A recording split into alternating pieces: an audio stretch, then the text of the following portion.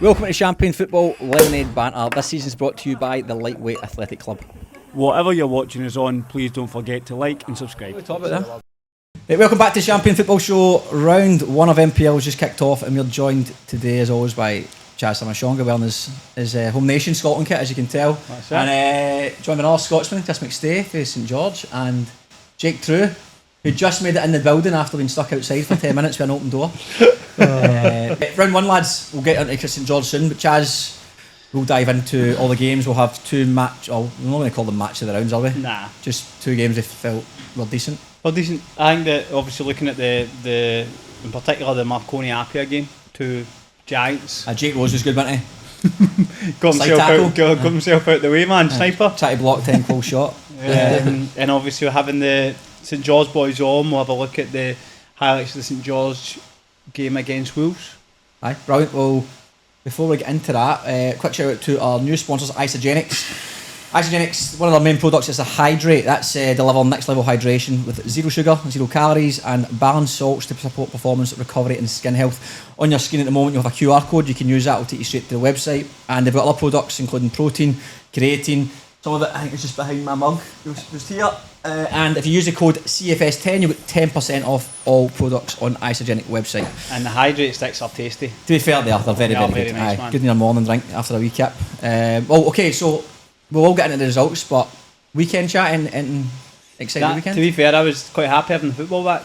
I didn't go to any games, but I watched Sutherland Spirit. I watched the majority of Bankstown Rydalmere, and then I watched UNSW yesterday as well. Yeah, it's just nice having football. Like, I think it makes a big difference. Waking up on a Saturday morning knowing you've got a game is brilliant. It's a long off season here as well, isn't it? Very long, man. Pre-season gets shite far too quickly. Yeah, it's the first time that I've not played in a long time, so it's like that was quite a strange sort of pre-season time, but it was really nice not to have to go to football. Oh really?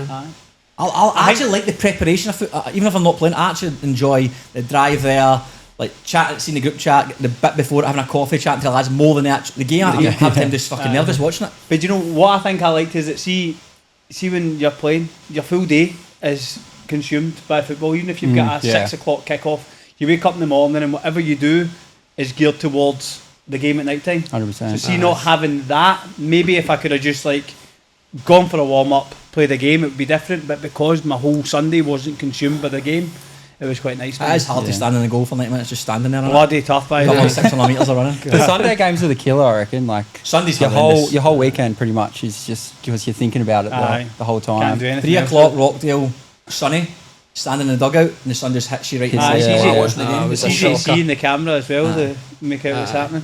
And then you get work the next morning, innit? Even the games last night were at 5. They're usually at 3 on a Sunday. That was a bit later than usual. That's not a good kick-off time. I actually said that on a Sunday. Get home at what? Try to avoid the heat, I think. Yeah, they're lucky it wasn't hot. Obviously, they probably scheduled it thinking it might be hot during the day. I'd have went to the UNSW game if it was a 3 o'clock kick-off. But 5 o'clock, as you say, just becomes, if I'm driving to a denser. So you're a UNSW employee, by the way? You're going to turn up because of kick-off time? Crutches, mate. Crutches, it's too hard. I went to tune in at 3 o'clock and I'm like, it's not for another 2 hours. No, 2 hours, It's a horrible time. I couldn't do it anyway. I can't warm up the keeper when I've got crutches. You just got up to, what do you do? So you just kick off on a Saturday. You just played Saturday, didn't you? Yeah. Saturday, yeah. What's your Friday nights look like? Are you just quite chilled? We got training. Pretty light session. It starts a bit earlier and then we just do like tactics, bit of shooting, and then home, good feed, and then pretty much straight to bed. What were you saying? Chilled it? You coach or anything on a Friday? Nah, just in the mornings. But yeah, in the evenings obviously we get training and that, and then get a proper lie in on the Saturday morning. And much needed. I've just changed my schedule. I was doing like a few clients Saturday morning before a game, but this year I'm going to stay off my feet. And good just idea. What about after games? What do you do after the game, St George? Do you have food there? Well, on the weekend we went to some Greek place around the corner, which is good. A few of the lads went. And then always after a game I can't sleep. I didn't get to sleep till like 2 a.m. You're wired. Yeah. That's why it's ideal playing on the Saturday now. Playing with Rockdale last season, it was just that Sunday kick-off, man. Yeah. And then you're up early next day for work, but you can't sleep. You're just looking at the clock when I'm up in 4 hours. 2 hours. The worst thing is you start like looking at the clock, like you said, and you're just like, fuck, And then counting down the hours. You're just refreshing your assist, weren't you? Just constantly. He keeps sending me it, man. Oh, I've seen it already, man. 10,000 views, 9,000 are you, man. To be fair, we'll go on to that, but it was a good assist. I'll give you that. Cheers. Appreciate it. Okay, right, Chaz, let's just stuck in. A lot to chat about, as always, but it's good to actually talk about the football as opposed to previewing what might happen. As always, Chaz and I got almost every prediction wrong, which is standard. But I was quite a few, I don't want to say shocks, because the season's going to be a bit unpredictable, I think, first 10 rounds. But if we start with the Friday games, just go in sequential order, I think Manly winning wasn't just expected, but we didn't really know what to expect from Manly. What to expect, But good result from Manly. Always a tough place to go, Manly, innit? Friday night. Oh, I definitely. think from the highlights, it looked like Darcy Burgess was unreal. Well, Genuinely. Darcy Burgess top has got player. a great career. Like, if you looked at his resume, Yep. you're going, oh, what a player this guy going to be. He's probably, he's still always good, but he didn't play a lot last year. Like, he's off the bench a few times, Aye. he got taken off.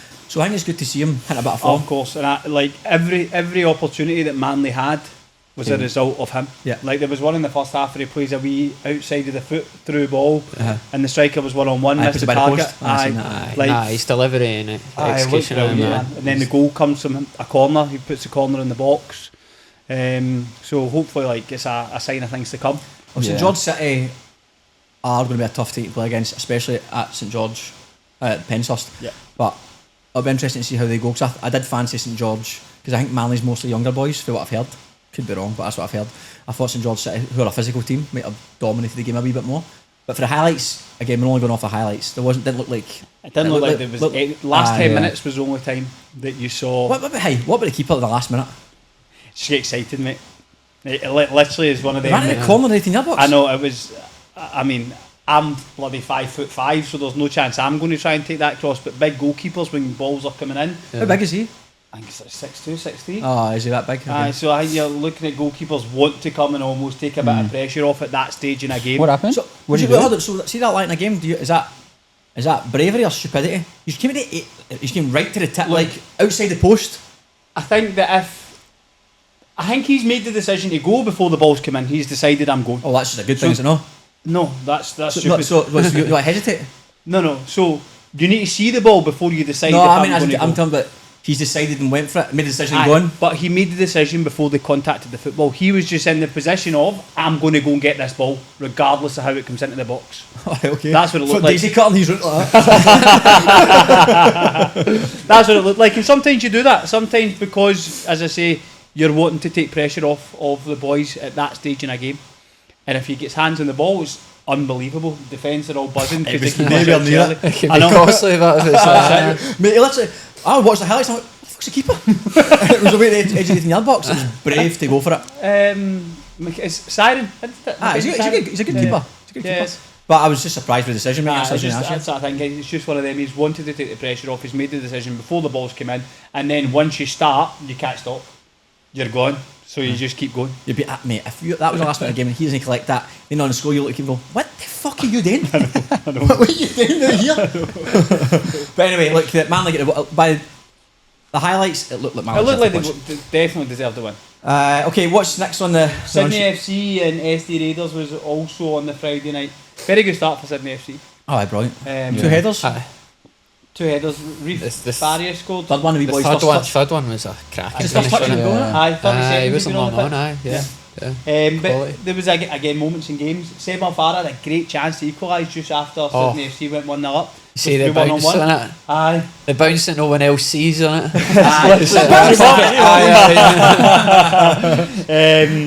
But Glasson put Sydney FC 2-0 up. It's a very good goal that, by the way, in terms of the football from Sydney FC. Mate, Sydney FC are like this. We mentioned it last week. They're going to pick up a lot of points off, but it's just when they pick them up. A game you fancy them to win, they end up getting scudded. A game you think, oh, okay, this will be a comfortable game, they end up scudding you. Like last year, that happened so often because when they're on, they're all good football they're players. good. They're all good They're footballers. fit, they're energetic, enthusiastic. They get a penalty. SD Raiders get a penalty just in the stroke half time. Luka Knezovic scored from the spot. But as you say, Nicholas Alfaro come on, scored about 25 yards, a great strike. Cracking. And then SD put one back with 5 minutes to go. Marty Fernandez, great ball by Eremugo. That was a great ball. Aye, Aye. took him obviously for Rydalmere. But SD couldn't do enough to get back in. Well, the I heard game. that. I didn't see the highlights, but somebody I know was at the game. They said SD had a big chance near the end to equalise. Yeah, there's like a little through ball. Aye. He just couldn't get there. It was like a 1-on-1. Yeah, Aye. Well, it's close. Somebody who I knew who was at the game said SD were actually really poor. But they're like really poor, but it summed up NPL. Like they could have actually nicked an equaliser right in the last minute. Literally. Always tough the first round, as we'll see with other fixtures. If you look at, I think last year, I'm pretty sure APIA lost the first round last year as well, if I'm not wrong. Yeah. I can't remember. They did, yeah. It's a hard time to pick because I don't think a lot of teams play how they'll play as the season goes on. I think you see a bit.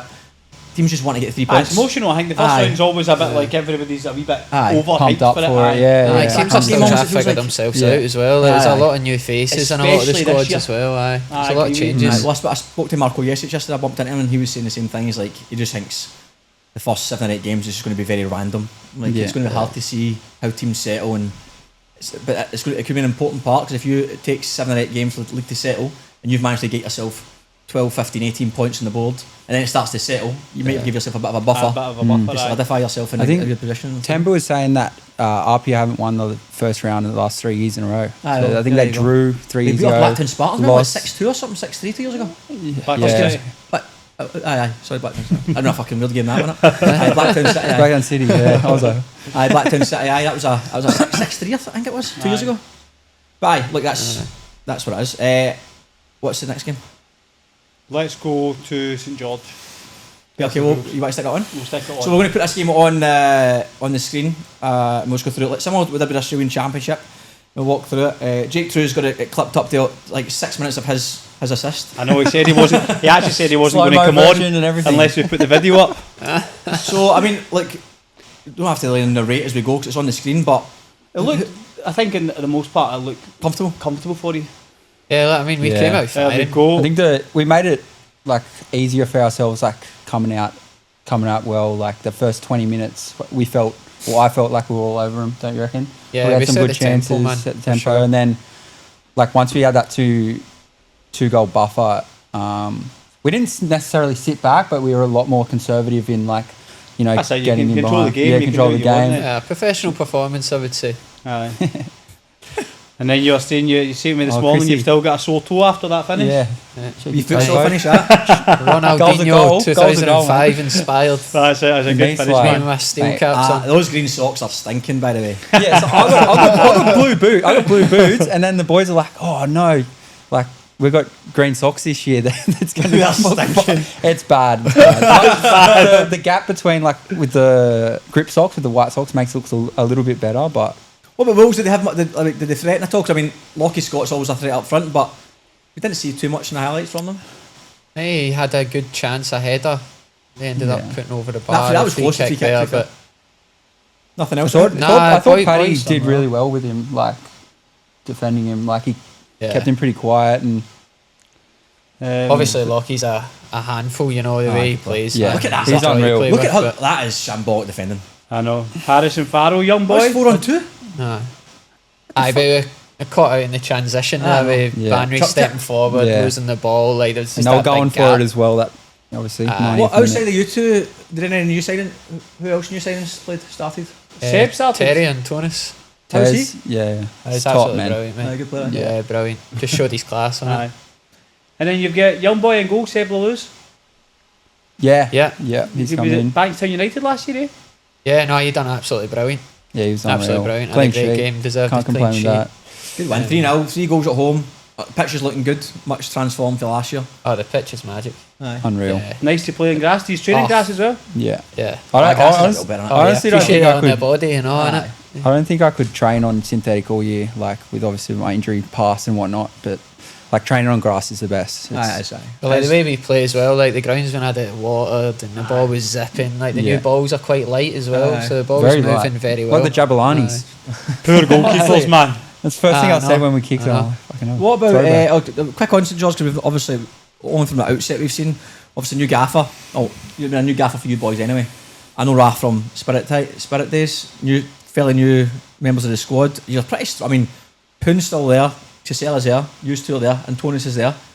Troy's still there. You signed Harry Keys as well, who's a really effective player as well. Fucking pretty strong squad. How's it been in terms of new gaffer, style of play, big changes from what you're used to? I feel like he gives us a lot of freedom. Yeah, okay. You know, his recruitment's been absolutely brilliant. Uh-huh. You know, and I think that's a key part in any successful team. You know, and putting trust in the players and playing to their strengths. You know, so he's allowed us to do that rather than you find what I've found in my experience. It's like sometimes it can be too controlling from a sideline. And robotic. And very robotic. Whereas we were playing like it was like free flowing football on the weekend. Yeah, it's Now he good. puts a lot of trust in us, which is very important. Yeah, he's super enthusiastic as well, which is like quite refreshing. Obviously, first year as a gaffer in the NPL. Yeah, it's I'm excited for us. Just having his like eagerness, I suppose, and you know he's got a point to prove, and I guess like with the new team, and we've got a point to prove as well. So it's I'm looking forward to it. And we've got quite a young was just squad say as that, well. wasn't Like it? we've got a few older boys, but Well, you 37, young- 36? I'm pushing 40. You know? A few greys in the back. Playing with him, man, it does it to you. But I know we've got some real quality youngsters in the squad, so a lot of players to look forward to. 100%. I do love that, like, that's the thing about round one, is that is uniqueness to round one. Everyone thinks a class. Everyone, I speak to everyone in pre-season. How's our pre-season going? Really good, we're looking sharp, boys are looking good. Yeah. Get to round 25, every single person, he's pish. Yeah. He was class in pre-season. But I think from the outset, I think obviously Antonius is a great pickup, a wee sneaky one late on. Obviously, both of you boys great pickups, and I think that they already had a good base there. And you're talking about playing good football. Fabs had them good play, like so even maybe not so much later in the season because the squad depth didn't allow them to. But I think the first half of the season, St George played good football. So I think having that core already there, and 100%. knowing Raf from Spirit, he did like to try and do the same thing as well. So I'll be interested to see how you go. I think a few people have picked tips as dark horses as well for top 6 finish. So it'll be interesting to see. I think the result on the weekend as well, like across the team, like it kind of proves to the lads, like maybe some of the younger lads that are just getting their first team experience or whatever, that you know we can compete with the top teams and potentially go all the way and hopefully win silverware. You know, so is that so internally? I know it's a stupid question. I want to say everyone thinks they can win the league in round one, every single team. But internally, has there been any chat about what the goal is for the season? Honestly, man, we're just taking it game by game. Like, That's professional. That's a media answer 101. Honestly, it does sound that way, but there's been no discussion about that. It's a case of just being our best at training and being our best in the game. I think like it's no looking 2 games in front, you know. If you look at Raf as well, as you say, see opening the season with a 3-0 win. that's right. It gives immediate buy-in to, do you know what, this is actually... That's what I meant. good Goals sign. are goals are usually top 6, top I agree. 8. So it's a fucking great performance, great result. But Great result. Yeah. I always think round one's always a bit. I feel like we said, like APIA losing the first 3 games last. It doesn't really tell you too much. Yeah, obviously not getting ahead of ourselves. You said to me you're going to win the league. No, but like it's kind of like, you know, that's the goal. Like let's that's believe easy it. win. You need You to got to win the game, believe it. haven't You you? got to Of believe course. it before it happens. Of course. 100%. Who have you got next weekend? St George, the Is it? Aye, the Spider-Man derby. derby. Yeah. Oh, On there the we go. five- At the tennis The 5 court. sides. That's it, mate. Australian Open comes to Cogra. That is tight. That you'll love that, but Jake, not a lot of running. Nice and tight pitch. That will be interesting though, because obviously as you're saying, if you are like to play and then maybe a kind of expansive football, let's say, going there and seeing how you adapt to Hey, that's the a tough. different environment. Pensos is Yeah. hard to play Every that. time I play there, it's It's a different headache. game. Yeah, It's definitely especially if they sit back with 5 Yeah. on the. And it's Hey, lucky though players- because the keeper can't kick the ball very far either. I know. He clears the back fence. I know, it's wild, That's man. ridiculous. It's wild. But with Pensos, I feel like there's certain players. Sometimes you need to change your lineup a little bit just to suit Pensos. Yeah. And some players aren't as anywhere near as effective when you play at Pensos. It's a very big advantage for St George City. And then we're looking to bounce back, which is a hard one after that first loss. That's the hard thing. A lot of teams round one haven't scored yet, haven't picked up any points. So you try to get that monkey off your back early doors. Like for you boys, you've scored 3, clean sheet and a win. It's like, well, that's done and dusted. On to the next game. Exactly. See if you go start going 2, 3, 4 games, we've not won a game yet. We've not even fucking scored yet. Fuck it. You've not got the clean sheet yet, and you start worrying. 100%. That's why it's so crucial at this stage of the year, man, that you do start to pick up some points. It does help in the last. Build the days, momentum. 100%, for because sure. it's easy to go like, there's a long way to go. And before you know it, like, mate, it's round 13. Nah, Still not scored the goal. It goes quick. Nah, you need to get the points on the board, mate, 100%. It will be a difficult one, man. St George Oh, away is will a be. tough one. Oh, aye, Yeah, 100%. always. Got to be at it. Spirit Sutherland. Yep. Big win for Spirit. Big one for Spirit, aye. Very big one. Wasn't the best of games. Did you see any of the game? The clip up of the guy, his ankle stomped We'll on. get there. That's yeah. I didn't actually. Oh, I saw Petrados score the winner, obviously, Yeah. the header. But other than that, Got a couple Didn't wee say moments. Spirit had a couple chances, didn't they? Towards the end, Obviously, of a it, free kick. Marcus saved. Chris Marks made a good save for Ma's free kick, and then there was towards the end when Spirit were down to 10 men. Ballard McBride get put through. Yep. Ball comes back off the inside of the post. So I watched the most of Yeah. this game, and I'm actually quite upset with myself for watching this game instead of the Bankstown City Lions and Rydalmere game Yes. in full. Screamer that was. I felt that it was a poor game. It wasn't. I don't think there was a lot in the way of quality in terms of chances and goal scoring opportunities. Obviously the goal from Petratos, it's brilliant to see him come back from a big injury and obviously mark that with a goal. Yeah. I think the talking point, as you said, is Callum Keeley and the stamp on Plachewski. Well, let's talk about the football first, I think, because that's a big talking point. I think social media's going tonto for that at the moment. But from a football perspective, I agree, mate. It wasn't a good football match. It wasn't. Neither team, I think, to my point earlier on about how teams will go moving forward, I don't think that'll be an indication of how Spirit will play or Sutherland will play moving forward. It was just a helter-skelter. The ball was out quite a lot, loads of set pieces, and to your point, neither keeper really had anything to do, to be honest. The goal comes from probably about the 13th or 14th set piece, and like anything, eventually that pressure's going to give. And then the chance you're talking about with Ballard McBride came from an individual error. Sutherland's best chance came from a free kick, really. Danny Choi sort of had a half chance. Yep. But outside of that, it was just all hustle bustle. Spirit were probably first half in particular were the more energetic of the both. I think that's like probably shot Sutherland a little bit in the foot was from a coaching staff. We knew Spirit would be emotional going into the game because there's a lot of players there, obviously.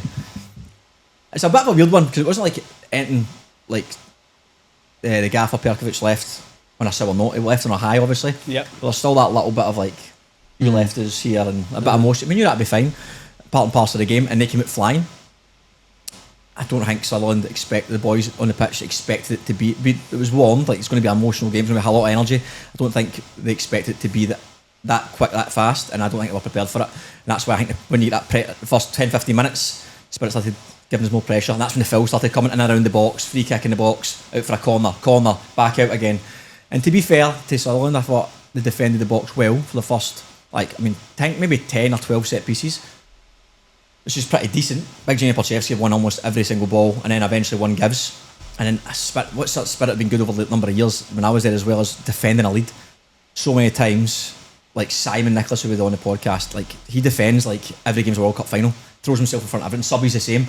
So when it gets to 1-0, and even when it got to 10 men, when it went down to 10 men, I was like to our assistant, I'm like, this could kill us here, because they're not going to in any way leave any gaps now. They're going to just sit even deeper, and they're very good at that. The one second best defensive record in the league last year, and defence hasn't changed too much. So I thought it's going to make it trickier, but overall, I didn't think it was too much in the game from a football perspective. I think if it finished 0-0, the neutral would have thought, there was nothing in that. I think Spirit would have probably left them more disappointed because they probably put more into it.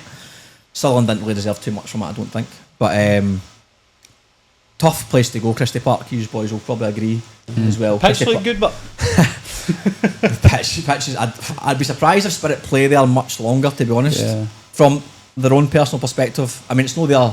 I have to make it clear to anyone listening if they're playing there. Spirit don't have a lot of control over what happens to that pitch. It's a council pitch, so they make the complaints, and the council have to do something about it. But yeah, I'd be surprised if that's going to last much longer. It's on its last legs. Because there was big complaints in the Oz Championship about it. There was, but it's like I was obviously on it. There was a couple of it wasn't great in the Oz Championship. Yeah. Only pretend it was, but it was version on unplayable at the weekend. Yeah, right. They did make some adjustments to make it playable. It had no bearing on the match whatsoever. I don't want to It's pretend got it did. like cork in it. They used cork. Aye. What's the problems with it? Like, The problem's not the cork. The problem is so if say a bit of synthetic's been lifted, yeah, it's not been repaired well. So then, to the point where some parts of the pitch, I'll genuinely get like you can actually pick it up. So they're filling up with sand to get the game going. Again, that did no bearing on the match, and fortunately everyone come off the pitch from the pitch safe. It was the most important thing. But I don't think, spirit training on that pitch, like if you'd be asking questions, the most important thing is keeping your players available. You're thinking, is this increasing the chances of that happening or decreasing the chances of that happening? I think it's risky, especially the goalkeepers. 6-yard line is very risky, and there's balls can bounce off it. Yeah. But look, a big game. I think everyone's touting it to a big game. It was a poor for the neutral. That was. I think it's a good game to be out the way. But emotionally, I think Spirit will be happy it's gone. I'm sure Perk will be happy it's gone. And you can just look forward to the next game of the season. I think it was a game. It'll just be lingering outside of that. But good for Spirit to get 3 points. They had the trophy on the corner, just reminding everyone that they're champions. But good 3 points from them. How's it been in it, Sharks? Obviously, a lot of changes in there, innit? A lot of positive changes. A lot of mate.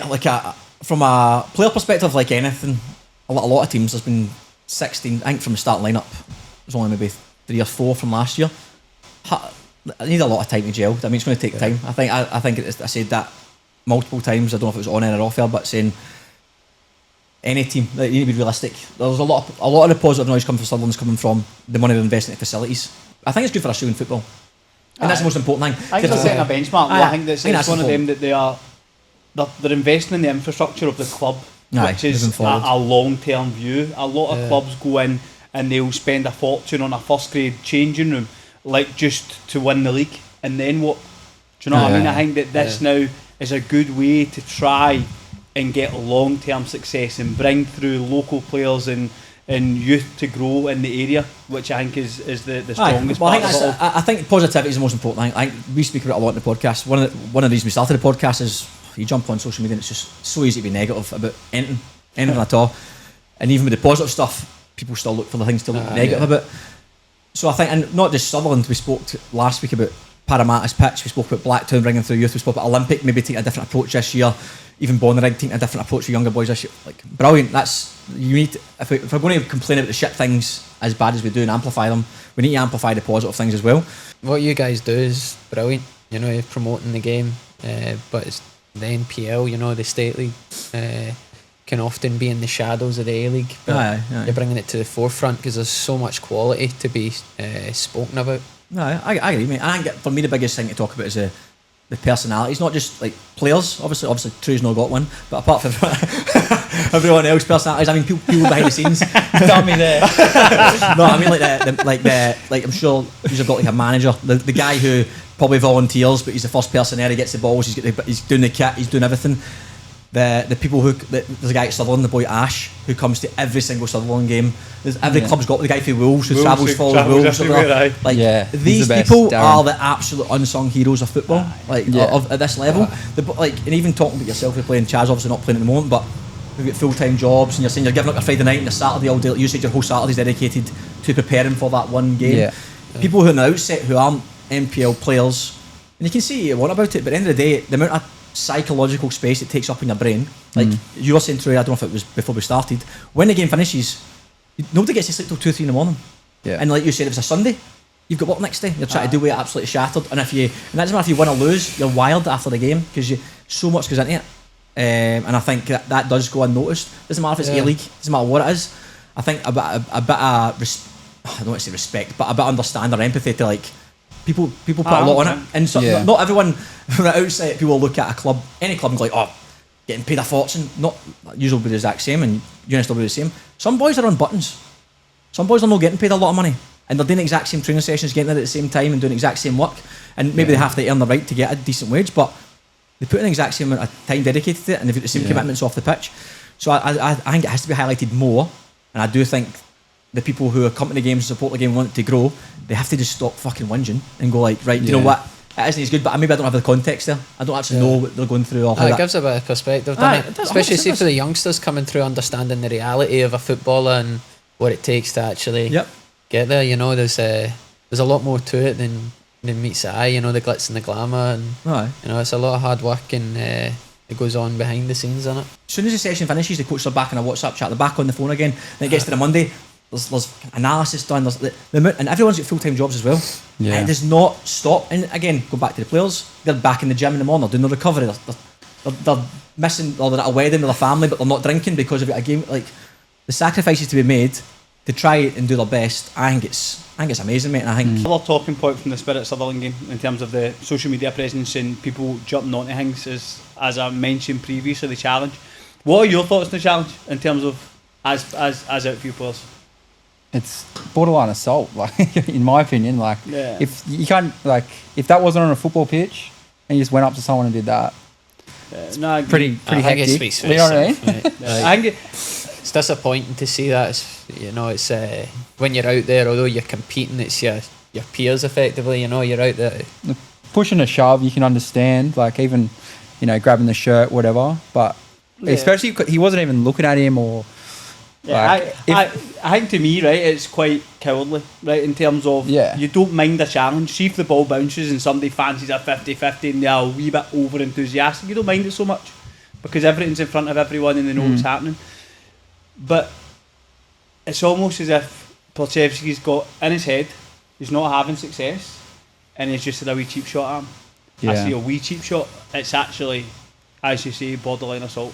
And it's from behind as well. Can't see it coming, and either way, it's just bad because, as you say, there has to be an element of respect in football. 100%. There has to be, and it's now Jamie's got a job. Jamie's got all these other things that are happening in his life that are now going to potentially be impacted because of that, which is shocking. he's Do you know what he's actually done? Has it been confirmed? No.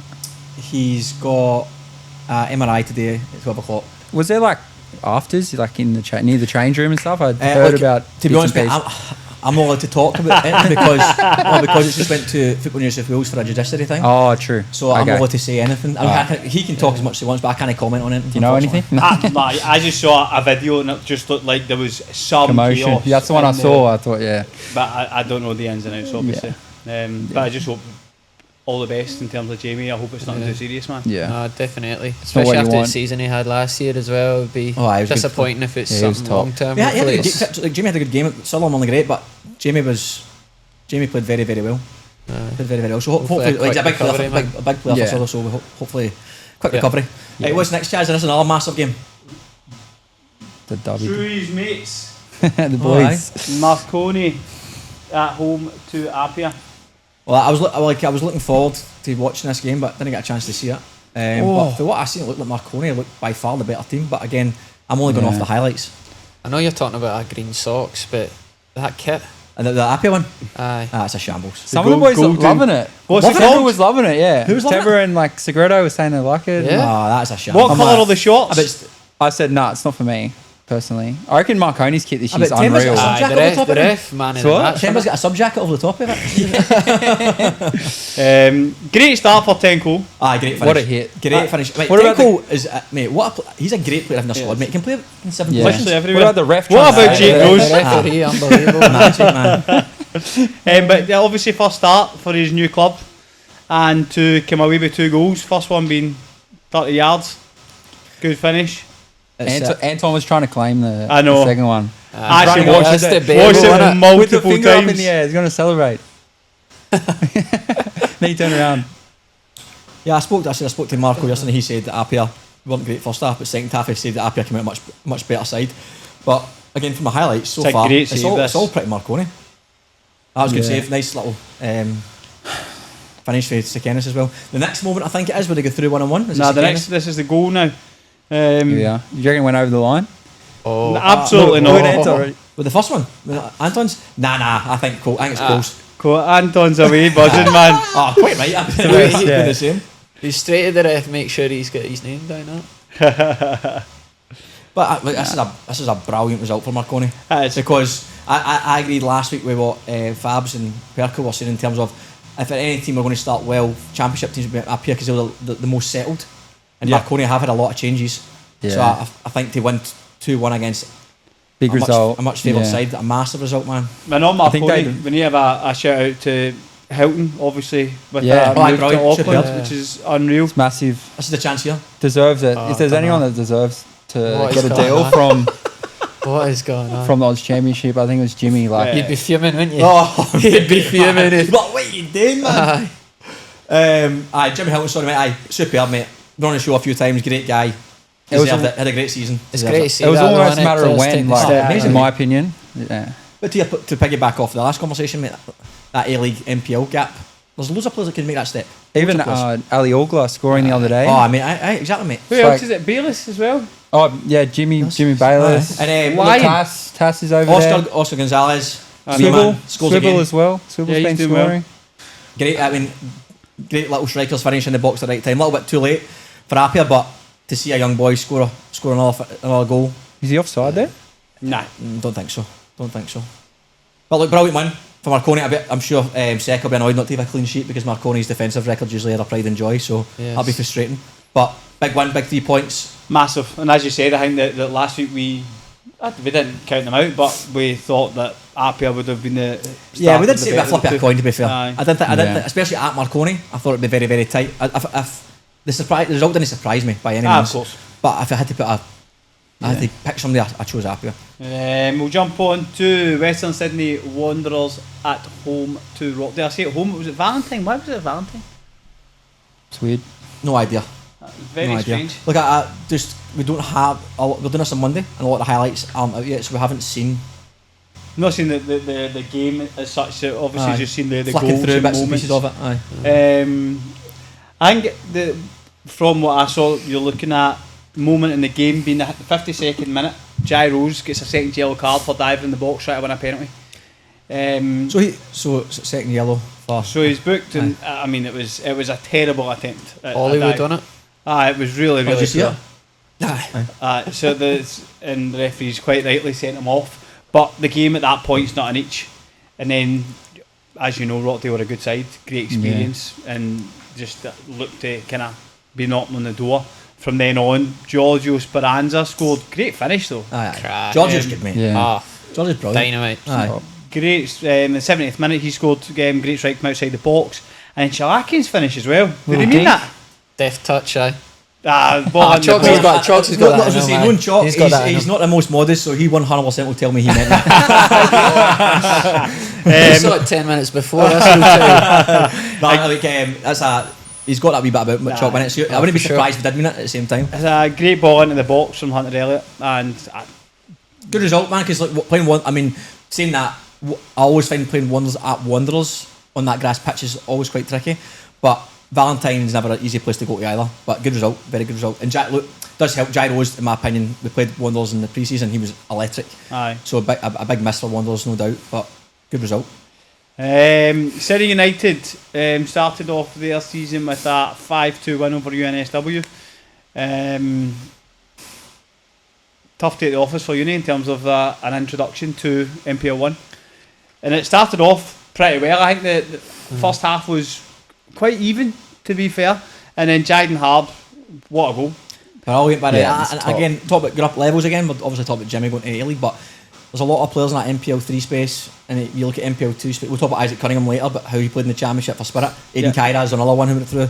There's a lot of those diamonds in the rough who can definitely step up, and I've heard nothing but positive about Jayden Harb since obviously plays with Futsal Rouge as well, so he's got that wee bit of technical ability about him as well. But what a finish! Aye, great goal. What a finish! Yeah, Ollie Pufflet had big raps to say about him. He said he's unreal. So.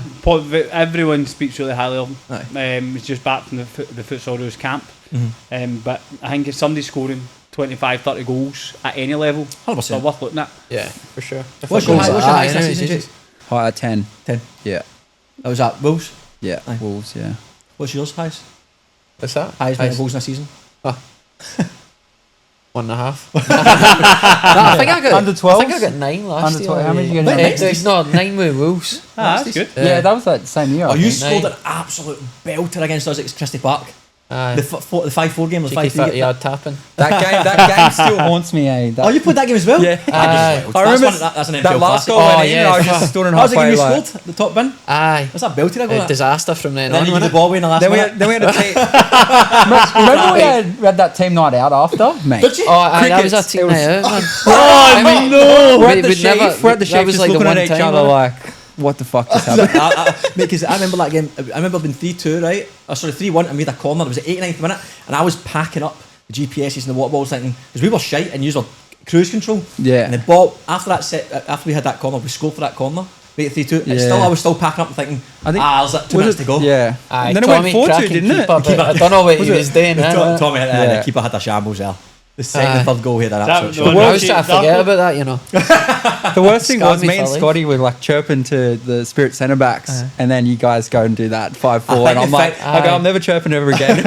We were, the flying winner as was even worse because Hughes had the ball, a free kick at the halfway line, just before the halfway line. We had a minute to go, and I thought he was going to dink it in the box. But you drove towards the box, and it was 50-50. I didn't think it was a foul, but you were claiming for a foul, and then Richie scores for the halfway line.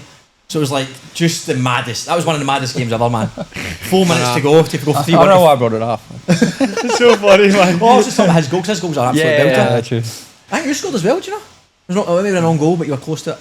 You claimed it, I think. Yeah, That was one of maybe. your I 10 you actually thought? can't remember, Aye. to be fair. It's Aye, that anyway. long Anyway. ago. Maybe. Aye, so the Giant Hard, the stroke of half time, Uni going 1-0 up. 59th minute, 56th minute, Ozanic equalised for Sydney United. And then Fulk scored a cracker as well from outside the box. Their long shots are like unreal. They had like another three. Had the other- bar. Yeah, one hit Aye. the bar, one Always. missed. Like I'm like, Yeah. they Is must that- be doing is that- this. Is that a dying art in football? Nobody shoots. See, Apparently- honestly, see for a keeper, it's a nightmare. Yeah. Because you don't expect it anymore. You don't expect people Literally, to shoot. yeah. So Jack Stewart does it a lot. He's one for the APIA. see if somebody picks the ball up from about 25 yards and just has a go. Yeah. You look at Tenko, Aye. Carrots will be disappointed, but he's not expecting him to shoot. Mhm. And he's ripped out his Yeah. feet. If you strike it well, it's the There's a Sydney few FC was cracking the strikes same. on there. Considering if you go to a training session, every single person's zinging a ball for 30 yards. Bring it back. Nobody does it. In a game, it's just very much like trying to get in and around the box entries and scoring for there. And no one really shoots as much. No, no one But doing you that. NSW, mate. Especially now though, because the balls obviously usually Fly. double lighter. Aye, aye. Like Aye. it's going to be a disaster Would be for flying. people. Yeah. It was 2-1 until the 70. No, To the 93rd, before wasn't it? Krislovic. Oh, hold on. Let's get. So Jake Trew's got a very different perspective of this game. So there's no highlights up yet, but there is the full match. And if you've seen the full match, the scoreline did not change at the top left. So if you're just skipping through the game or you jumped into the game like Jake Trew towards the end of the game, it would have seemed No, yeah. like Sydney United. Well, UNSW beat Sydney United 2-1. However, to Chaz's point, most of the goals came in the last 15 minutes. So Jake Trew's watching the game. Factory, you want to just tell part of your story, mate? I got up to the 75th minute, and then I had to go to the toilet, and then went to shower, and then Went to shower? went to shower as well, and then I come back 93rd. You and I was like, showing alone? yeah, showering alone. Yeah. Anyway, come back 93rd minute, and then I messaged. There was 2-1 on the screen. Message Ollie, and I was like, "Oh, good win, whatever." And then he's like, "We lost 5-2." He was fuming. Ready to be Yeah, flying in the at group you. chat. In the group chat, he's like shambles, like blowing up. Aye. and You think he's taking, is this Taking it out. Big shout out to Michael Krislovic, who scored Hat-trick, aye. a hat trick in his first NPL game for Aye, that's magic. That Sydney hat United. trick. I came on the 71st minute and scored 3 goals. Aye. Good for Yeah, Sean good on Great him. Cristiano. composure, didn't he? He was taking it around the How How camera. old, how old is he? Young. He's young, isn't he? 2021. And the sure. top Yeah. goal scorer will be up for grabs this year. Been the same Yeah. person for the last few years, but Euro's gone, so we'll see Aye. who's top scorer this year. And last game of the NPL 1 was Sydney Olympic and Blacktown on the beautiful, picturesque Belmore. Aye, unbelievable. I actually wrote here that the Arsenal set piece coach is added to Blacktown coaching staff. Aye, about was it 2 set pieces? Three set goals pieces. came from corners. Aye. So Obvious threat, isn't he? aye. Grimaldi scored from Mitch Malia corner after 37 minutes. Nicolas Kataric with a tap in, the balls went to the back post, kept alive, headed back across goal. And Hong has an unfortunate own goal for the third. He's trying to clear the ball, but it's like a diving header almost, and it's hit the crossbar, bounced down off his back and went in the goal. That was Blacktown 3-0 up. Daniel Wong with a consolation goal for Sydney Olympic with 5 minutes to go, but Blacktown deserved the 3 points. Aye, good it win. looks like. Hard to go Belmore as well. Aye. Tricky pit place. Here's a question for you: who will be the top scorer this year in the NPL?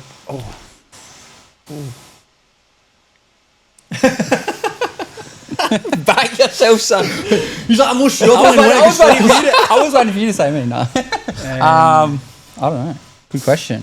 True. You better be. I hope Just- so. Doing That'd all be the nice. donkey That'd be work. nice. I mean, Krislovic is off the flyer with 3 goals. Look, I think it's hard to look past Presley. Kennis or a Presley Ortiz. I know. I'm just looking for one name, mate. Presley Ortiz. Pres Ortiz. Yep. I What think do you we're reckon? looking at Jaden or Jaden Yeah, Casella or Jake, Jacob. Like. good shout. A wee bit of aye. Aye. Good shout. Yeah. Who do you think, Gary? See.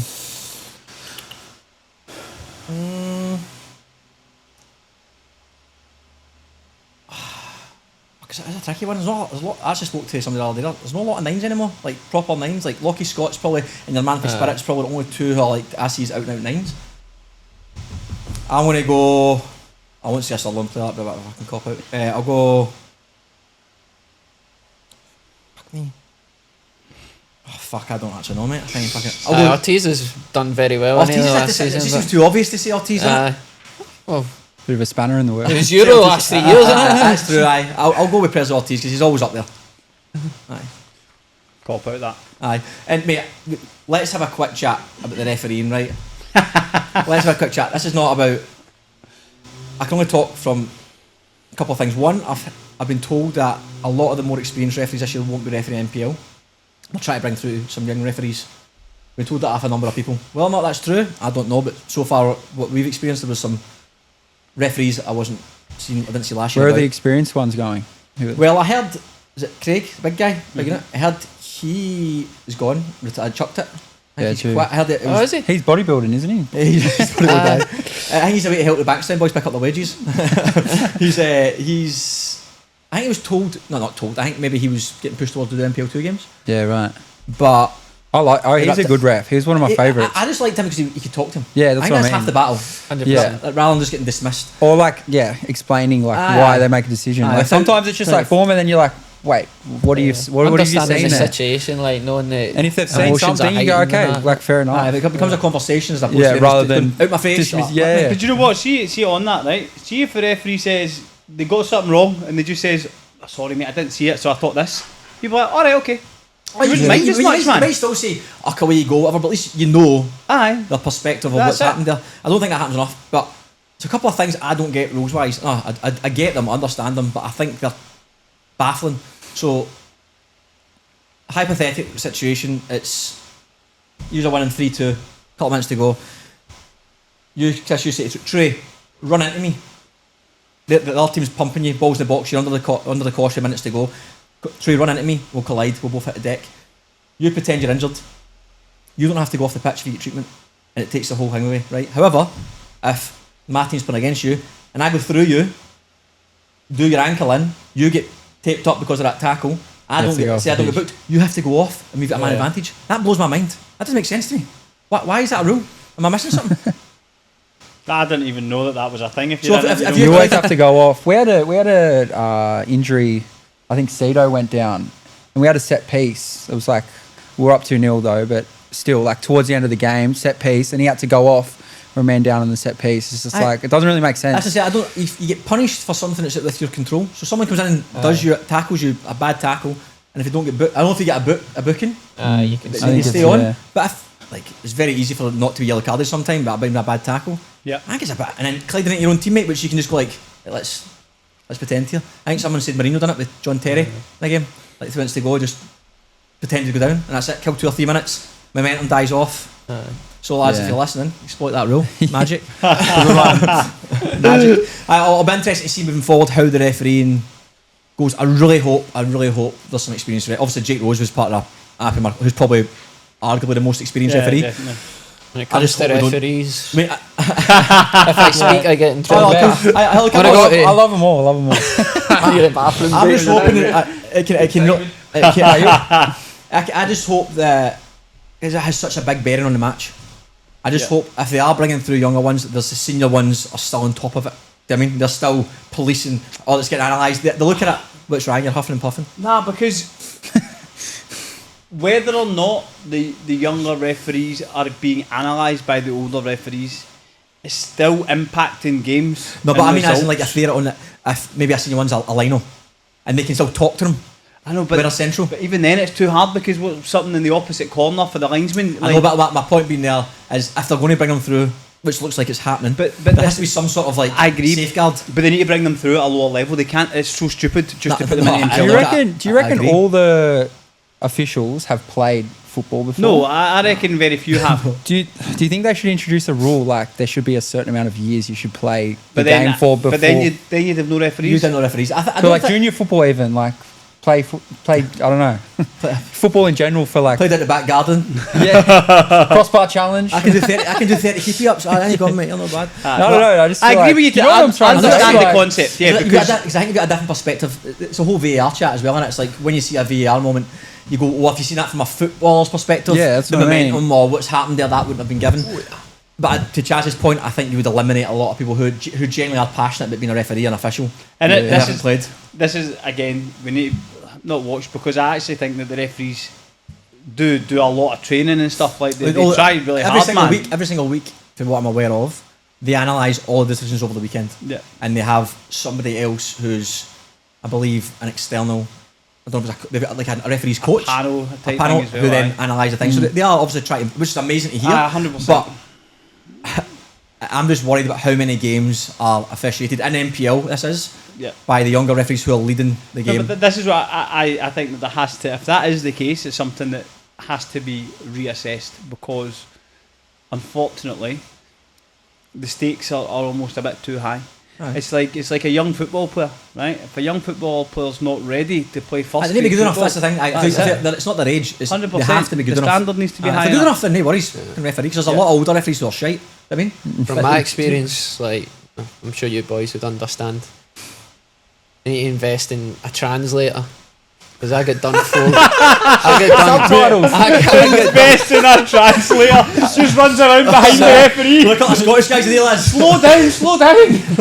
anything I say, I get in trouble. But you know what? Got done 4 weeks last year. That's Straight right. there, done it. I wasn't even on the pitch. But Put in we the just- report that I said things that I never said. Yeah, that was I crazy. Tried to fight it. That was I think we crazy. just 4 weeks. Try to That's fight 4 it, weeks they of don't my know what wages to and all. And everything. I think we just sound Playing. aggressive. It does, it does. Aye, When yeah. we open our And mouth it's and obviously we raise our stands voice, out, it yeah. sounds aggressive, and to us, it's Yeah. just normal noise. But I think to someone that's not familiar with it, it Yeah. can sound as if you're really having a go. Aye, well, apparently the Yeah, linesman on the other side Feels of the like pitch you had guys, what I said. you guys have been having a go at me the whole podcast. Aye, you don't know what we're saying, though, do you? No, I- Lucky they got the subtitles up Translator. here. The I'm subtitles on the imagining screen. they've got a wee tie or something and the Mate. translator beside them. Honestly. So you get 4 weeks for. Yeah, what'd you 4 say? weeks, man? aye. What did you say? I'm not going to... Say- I did remember. I think you missed the game against us actually. I wasn't even on the pitch at a point. It was the 90th minute. Danzo scored an absolute I remember it at screamer. last minute. Because we get done before. The boy was like a mile offside. And they went through and scored. And then I came off pitch, Danzo scored. So I ran down the sideline buzzing. And then had a wee word with a linesman as I was jogging back. A wee word. But it was nothing. And then it was misconstrued. Put in completely different words.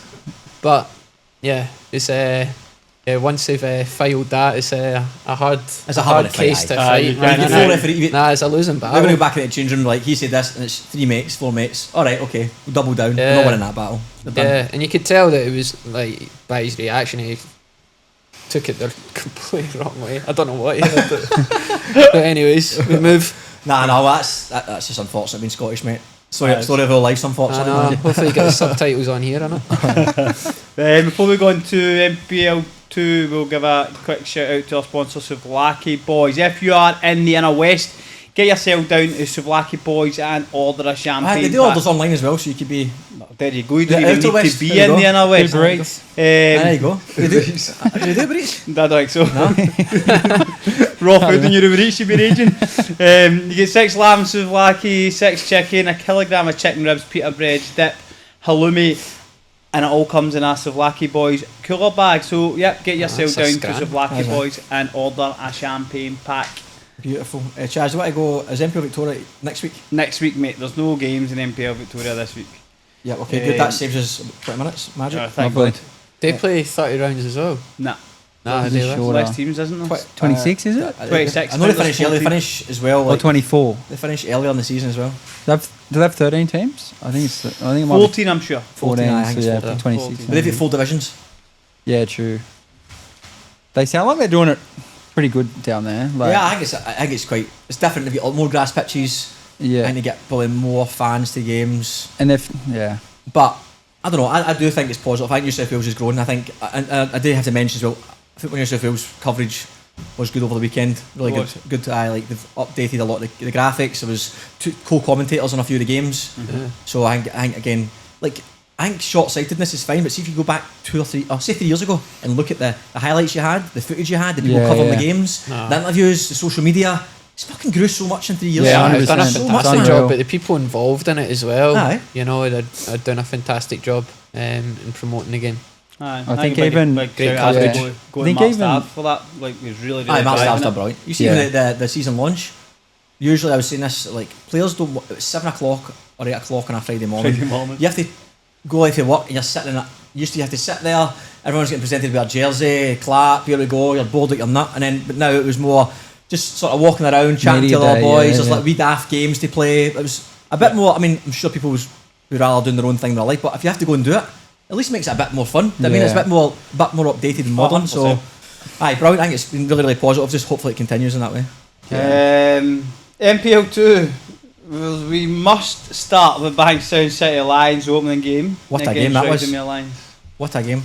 Well, so as I said, I made a terrible decision in watching Spirit versus Sutherland when Aye, this was on in the the 9 background. goals in the back. 9 goals. Did you see? Any? You see that game? No. No, I didn't get to watch it. No, Did you watch it? I saw a couple of the goals. Aye. Yeah, but I've not been able to I just watch flicked the full through thing. like on Did they have 2x highlights? speed. Did So they you highlight can't- They They will will have highlights, they but will they're be- not They ready kicked yet. off the same time, Okay. isn't it? Aye, they kicked off similar Aye. time. I just skipped through it at 2x speed.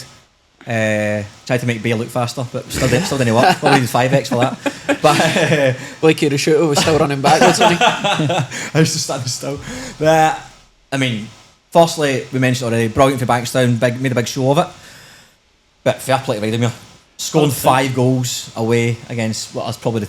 And you know, The height- after height 25 was minutes, the Rydalmere coach got sent off. You said that, aye. Did he? Aye, the coach got sent off. Don't know what happened. He's obviously said something. The referees came over and gave him a yellow card, and then he must have kept going.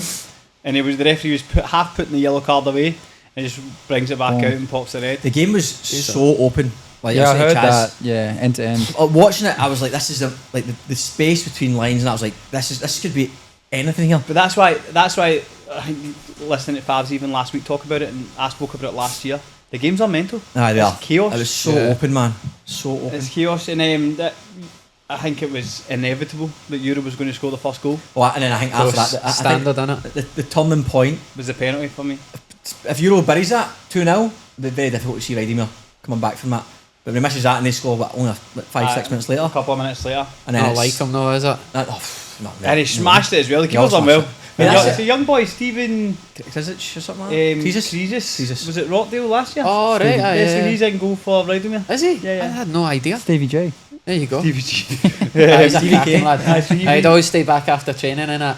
For the penalty, so maybe Yeah. he knew what Euro was doing. To be fair, I think that, the Euro's pens, that's a great way to hit him. Just scud them as hard as he can and try and give it. He's obviously went early and gambled. Aye, on he's the just shot. put to side Aye. and he's good pace in the pen, so he's come back out to Euro and the keeper's It's got up finish, a great finish. and the A keeper's done well. great save, sorry, not great Second finish. finish, great finish. Great save. Oh, because Euro, I feel like the way Euro approached it, from his angle, it looked like it was going to be a comfortable finish. So he's went sort of just trying to lift it as if like he's still Aye. doing the debt to lift it, and he's managed to get a hand on it as well. Aye, keeper's done really well. And then from there, as you say, Lomeo Nicoliello went up and scored. It was a header from Rydalmere for the first goal, and then Isaac Cunningham, first of his 3 goals in the 38th minute. Isaac scored again, so it went 3-1 Rydalmere before Danilo Mistrak pulled one back for Bankstown.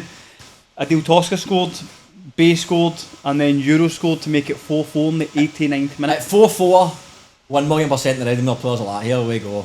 100%. 100%. And I actually think also that Bankstown were in the ascendancy. Oh, aye. So they were losing 4-2, and then Bay scores in the 70th minute, Euro scores in the 89th minute, They hit the bar as well. Euro hit the crossbar for my header Did as we get well. 5-4? No, this was before Ah, he right, okay. equalised. So it was one of them. It just looked like it was going to come for Bankstown, and then to be fair, Isaac it's a hat-trick. great finish from Isaac. He took that brilliantly, didn't he? And that's the moments of magic that you need. Nah, He's a good And player. those- He's played with Spirit in the Championship, and for what I heard, Spirit wanted to sign him again for NPL 1. So he had the opportunity to stay at Rydalmere, bagged a hat-trick, so I'm sure he's going to stand out this season. If Rydalmere have a good season, he'll have a good Do you season. think he looks like Screech from Save with the Bell? He's spent him as a screech. That's so funny, man. But good, very calm, technical player. Oh, he's very good. Can shoot with both feet, and he's very dynamic. So I still don't like him because he got me sent off last year. That's right. So did I. But Over he's what? a What good happened? player. Mate, I've come out to win the ball and he's like rolled about as if somebody's shot him. I've obviously come out my box last man. The referee apologised and then gave me a red card. Apologise? Apologised For what? for sending me off. Said I need to send you off. I was like, but I got the ball. And he was like, but you were a wee bit. What did he say? I can't remember. But so basically a conversation with me. If about they have to sending say me off. but, if they have to say but, you know what I mean? Like, You know. I didn't get the ball, but it's like what? But I got the ball. But what? And Isaac's rolling about, and then as soon as I got off the pitch, Isaac's up and takes a free kick, scores It's a like, free but kick. I've already got a red card in my hand. People are expecting it, so I can't really put it back. But look, massive result. I mean, again, to the point we've made, I don't think the first round suggests anything too much. Bankstown City will be. It's a bit of a deflated. I first think when day. you look at the quality amongst Aye. the squad, and then you get Fab there, you know the instructions he'll be giving them. It's not going to just happen like that. Nah, as he nah, says. big turnaround. Take a couple games, but boys in there are professional and they're winners. Aye, I said they're They are winners. winners, Oh, aye. man. I think that'll be it. The only thing I noticed for that game was like to concede 5 goals is a concern, yeah. regardless of how good the game goes. Like 5, and that happens in NPL 2 and 3. There's so many goals. Concede 5 goals, and especially after getting that 4th goal to leave yourself exposed. Yeah. To get that 5th goal would be disappointing, I think. Aye. And Faz mentioned that last week about how they focused on being good and defensively because they know how it can be. That'll be disappointing from them, but I think Bankstown City are going to score an absolute fuckload of goals. Oh, They're going to score so many goals. how'd they start? Was it Bay on one wing? No, Babe Kex? started in the centre, Kamada, Kamada, Kex, and Euro. Yeah, right. Not So bad. the strong team. midfield Not three bad, strong was team. Shabau, Well, Bay, and Blake. yeah, right. Yeah. There you go, that big start for Rydalmere, well done, 3 points. Bankstown City obviously look to make amends next week, but bit of a shock I think for most. Definitely. We'll jump on to Blacktown Spartans, who started the season well, full 1 win over Hills. Aidan Kyra, worldie. So it was 1-0 at half time. Aidan Kyra scored the first goal. Hills equalised in the 56th minute, but in between, Ryan Wood got sent off for Hills. Ah, The that's your keeper leaper, got innit? sent off, yeah. He got sent. So then it went. They Was that played the sending second off? half. Aye. Must have been the last man out. I was told. I actually spoke to Yuki. Yuki chinned me because I said that Hills would find themselves in a relegation battle. So he took a video of so I played with Yuki at Rydalmere. So he took a video of the podcast Oh, do they? and it basically sent me like in semi-broken English, but it made me laugh. Like You said something back in broken English? Aye, that's it. It's not my first language either, it's alright. But 10 men, they played the full second half. Riley Chappell and Paul Araulo both scored for Bankstown along with Aidan Bankstown? Kyra. Some finish that for Bankstown. For House, sorry, along with Aidan Kyra, who's you said scored a screamer. I've not seen it. Aye, he scores a goal from, if you haven't seen, you probably would have seen it anyway because it's not on, it's on a video. I seen it. He scores from the edge of his half, so what's that, 60 yards? Over the keeper. Absolutely, Really? I've got it on my phone, I'll show you after the game. Aye, absolute belter, but mate, Aidan Kyra's an NPL 1 player. 100%. It's only like match of the round or something. For Aye, League that's One. right. So the Is Bankstown it? game I think will It's be the one 5. that's got the highlights on. Right, okay. But aye, Aidan Kyra to me should be playing NPL 1 football. I mean, you've seen it in the Championship. I think he scored Aye, 4 scored goals in the 4 goals. Championship and didn't even start a lot of the games. He should be playing with a top half team, but we see a lot of goals. So from we that. spoke about it last week. Blacktown Spartans look like they've signed. They've got a good squad this year. Did Daniel play Scally? Come on, Come on, because he's come back from a hammy he's injury. coming back from an injury. Aye. Do you know him, Chris? Daniel Scally, Scottish boy. Played over in Asia. Played with Kilmarnock at one point. Then he went to. Hong Kong he was in last. I think he played with another Scottish, another League 1 or League 2 team in Scotland. Can't remember. Brand new, good lad. I heard good things about him on the ball. Nah, I don't think so. How long's he been out here? He only got here about a month ago. Nah. Aye, he's a good lad. Aye. Yeah. Worth touching base with him. Aye. You sure come he's- across him, aye? He's living in Roselle at the moment, but he's signed for Spartans. Yeah, he's doing well. I think by all means, I've heard everyone spoke highly of him. Yeah. He looks like a good player. Northern Tigers in Canterbury Bankstown. Seemed like a mad game. It was 3-2 after 27 minutes to Tigers, and that's how it finished. Berries went 1-0 up. Berisha scored before Tigers scored 3. They went 3-1 up. William Kunis pulled one back Kunis scored? for Berries, and then good player. that's how the game finished. So I was watching the Bankstown game. I checked live score or sofa score, and it had 3-2 after 27 minutes, and I was like, no way, this is going to be better stayed. How did Ali Brown play? I assume so. I didn't actually check. Ali Brown, Congratulations anyway if he did for his 200. I don't know, but that's why I don't want to say congratulations. He's still I'm gonna 199. say it, mate. Don't want to do a Jake Trew and tell someone congratulations. I'm going to assume. Well, doing your 2 appearance, mate? Nah, I didn't get it. Didn't play, mate. Apparently, Northern Tigers only give him a set of bed sheets because he keeps shitting the bed every year, they're saying, so end of the season. So that's nice of Northern Tigers to give him a fresh, clean pair for this year. You horrible man. You got on dribble? Aye. How many NPL appearances have you two had? You must have quite a few. I actually don't know. No Never idea, played? mate. What? Never played? No. No? Must have been away to... Must I have been don't know. away. I'd Didn't he say it? Tells he was injured, didn't he? Injured on the I'd be week. maybe 75. 75? More than that, surely, no? It was always short seasons, wasn't it? 22 games in a year. Wolves, four, so wasn't it? 2 seasons at Wolves, half the season at Blacktown, Marconi. Yeah, around, I don't know. What about you? You've not been around about 10 years? Oh, Wolves when I was younger. I think so. I don't know. NPL is in No, like, it was a COVID year as well, wasn't it? Oh, to be fair, I was in Scotland, then came back, but it was that was when I was going to Sharks, and Sharks they didn't play in that period, didn't they? No, I don't think yeah. so. NPL, I suppose NPL 2 with Wanderers, but then obviously missed those 2 years Yep. through injury. There you go. I'm just curious to know. I actually don't know. I honestly, yeah. I'd like to know as well, actually. Do you even know how many like career appearances you've made in football? No? Do you know that stat? No, not Get it? really. No? No, I don't know. There you go. No, about you? I've not missed Get too on- many, Get but on Wikipedia. That's what I was at. I mean, Uh. I just think obviously if you play 5 years of NPL football, you're obviously going to be close to 100 at least. Yeah. And some people have been around NPL football for decades, like 10, 15 years. Yeah, that's true. but like when you look at the games that you cover here in comparison to like Oh, I what you know, would thank over you. a season, like Yeah. Right. when I was back in Scotland, my first stint, you were playing in the first 8 weeks, played 16 games. It was like Saturday, Tuesday. Wow. But I think this with this year, but now with the championship, you've got 30 games in the season. Say you do all right in the league, the cup, the Australia Cup, you're probably got 4 or 5 games there. You've got potential Waratah Cup, 1 or 2 games. Yeah. Then you've got 8 pre-season, 6 to 10 pre-season games. Just say 6 to go on the lower end. Yeah. That's you over 40. And then you get the championship, 6 games.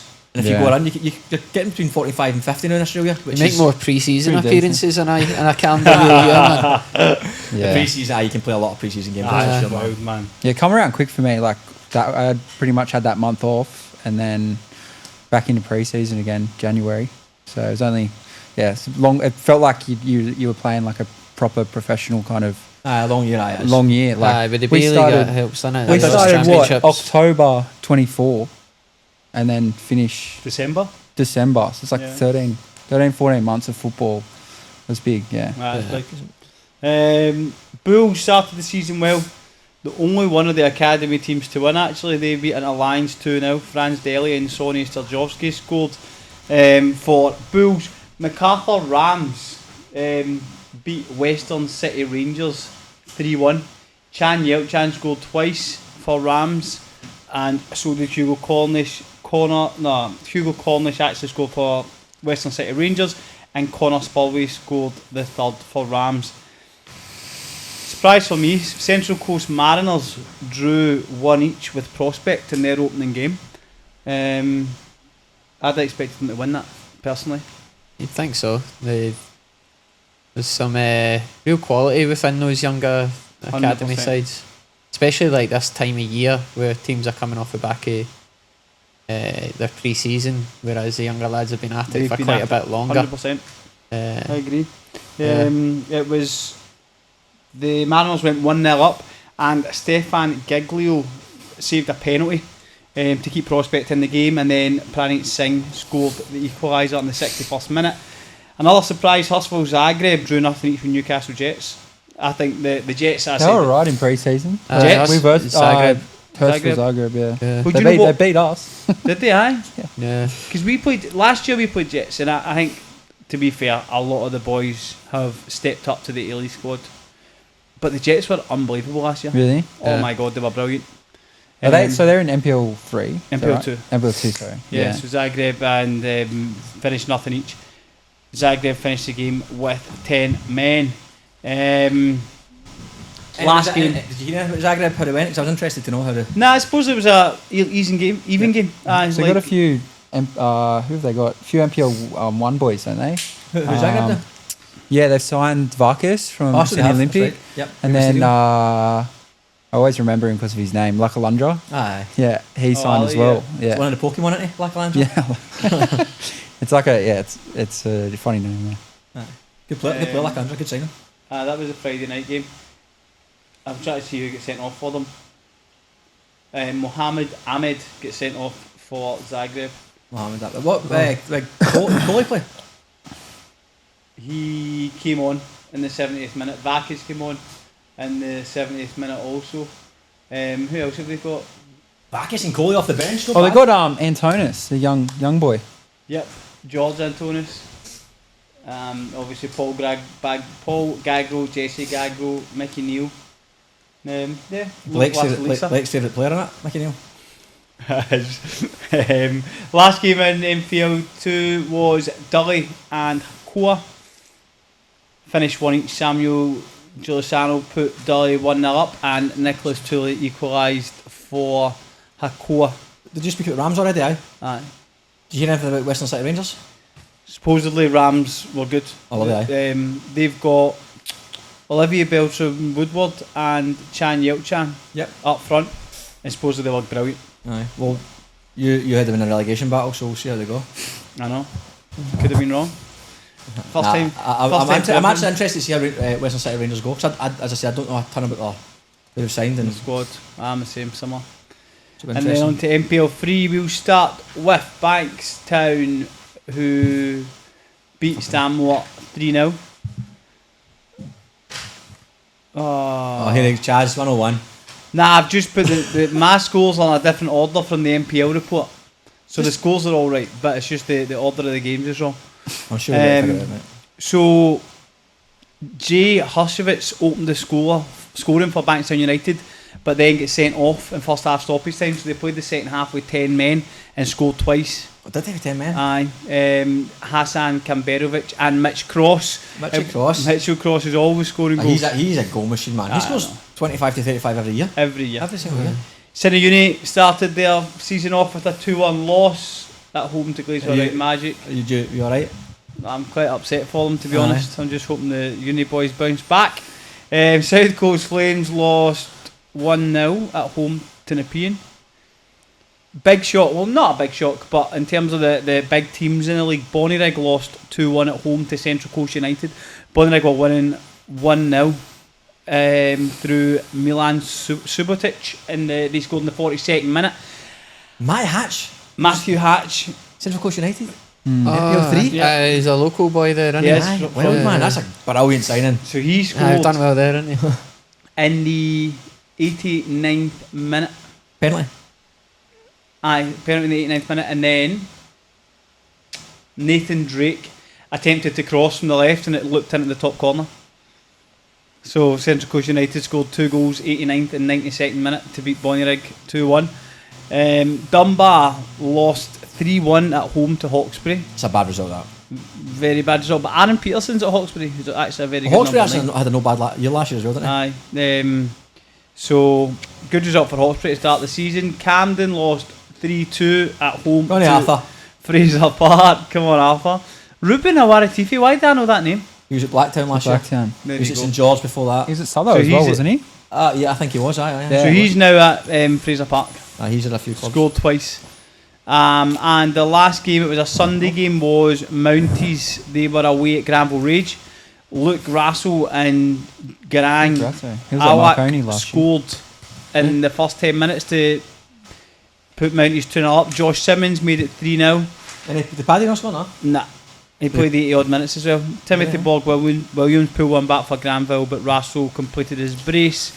And Mounties opened the season with a 4-1 win. Rasso was at Marconi last year. Good player. Luke Rasso. Oh, Was wow. he? Yeah. So that's Mounties have got Russell G was at Mount Vela? Druitt last Is Vela week. there? Vela's Vela's there. at Liam Yulee. Yulee's there. Josh Simmons is there. Pass And me the tell me. Helmy's there. Really? And obviously you got Hatch in Central Coast United. Some Yeah. big names in NPL3. Big. That Mounties team's a joke. They need to win. They should. Surely. Football, mate, you never know. It's actually forgot how much fucking football there is to get through. Fucking hell, man, that was a lot of games, man.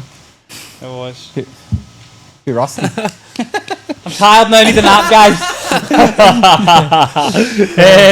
Quick shout out to our sponsor, Insurance Pty Limited, your trusted partner in all general insurance, experts in construction and home warranty insurance distribution through APIA. Insurers are the go-to team for builders and homeowners seeking reliable professional cover. So thank you to Insurers Pty Limited for leading the way in protecting what matters most in the building industry. Right, so after all that, What?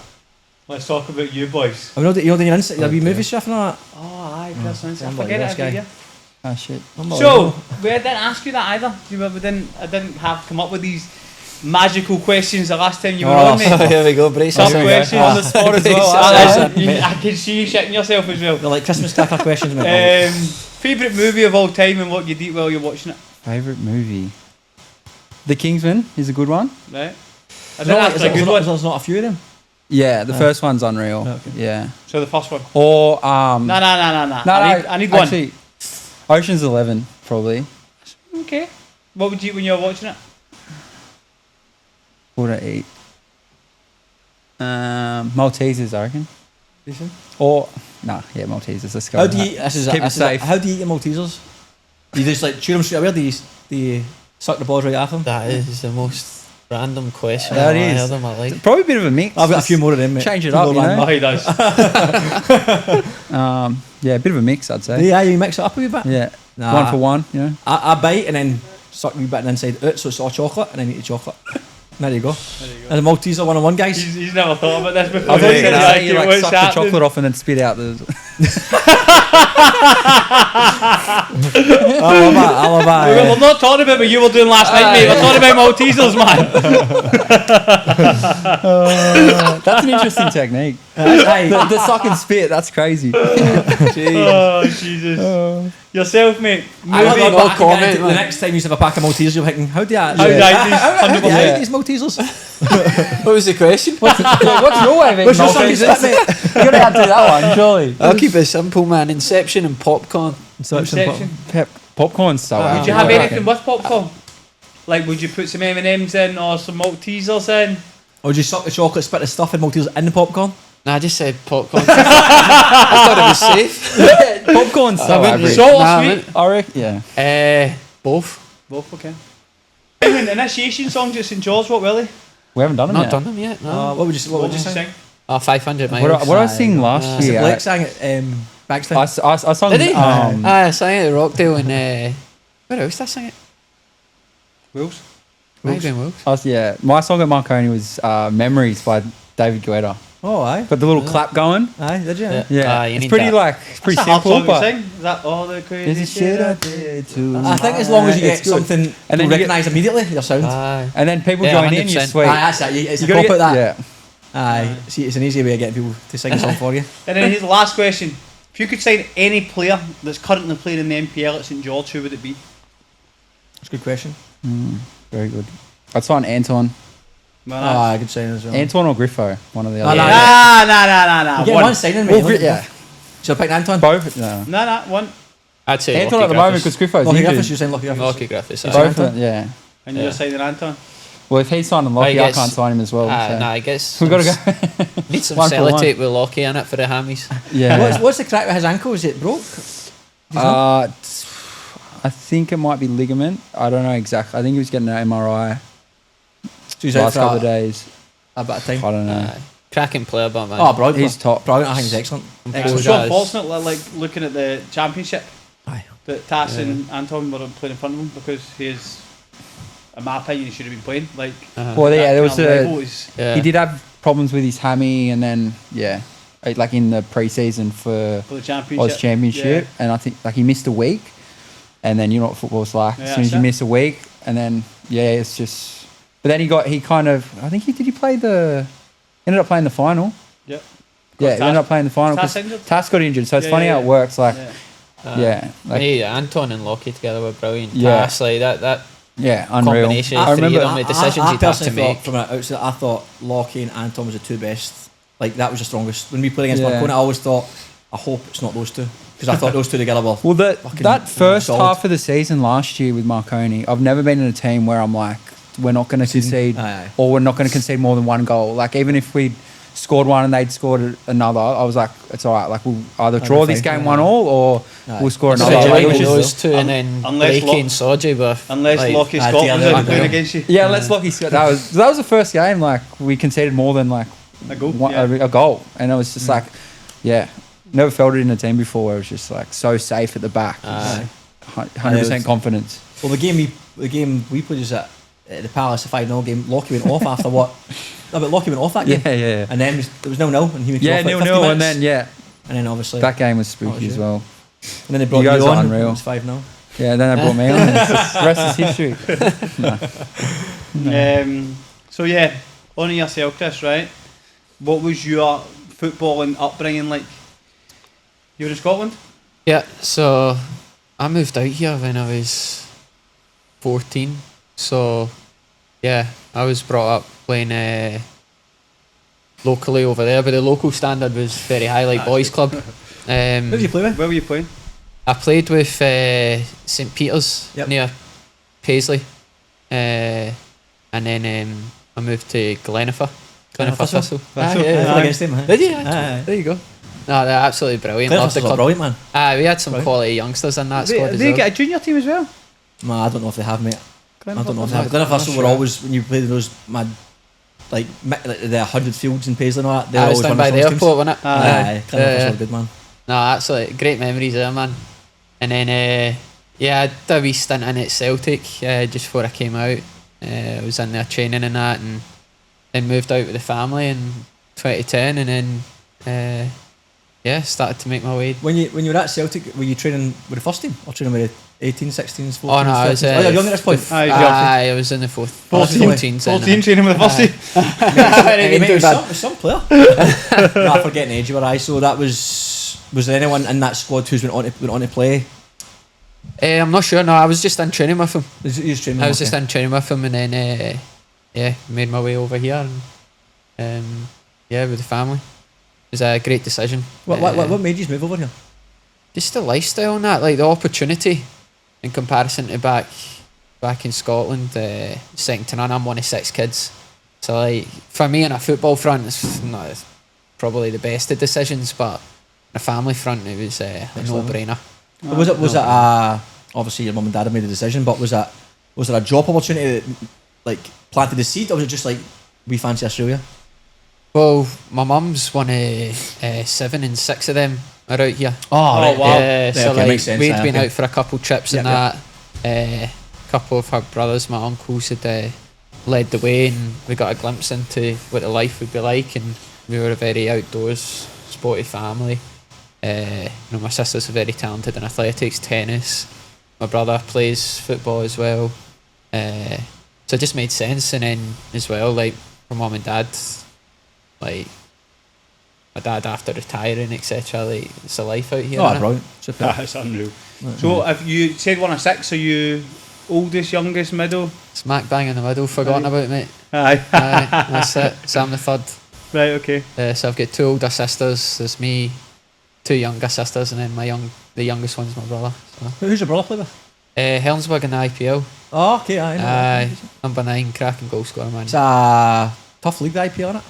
Yeah, it is, man. It is. It was his first stint in the first team last year, top goal scorer, player of the year and that, so he's done very well. How old is he?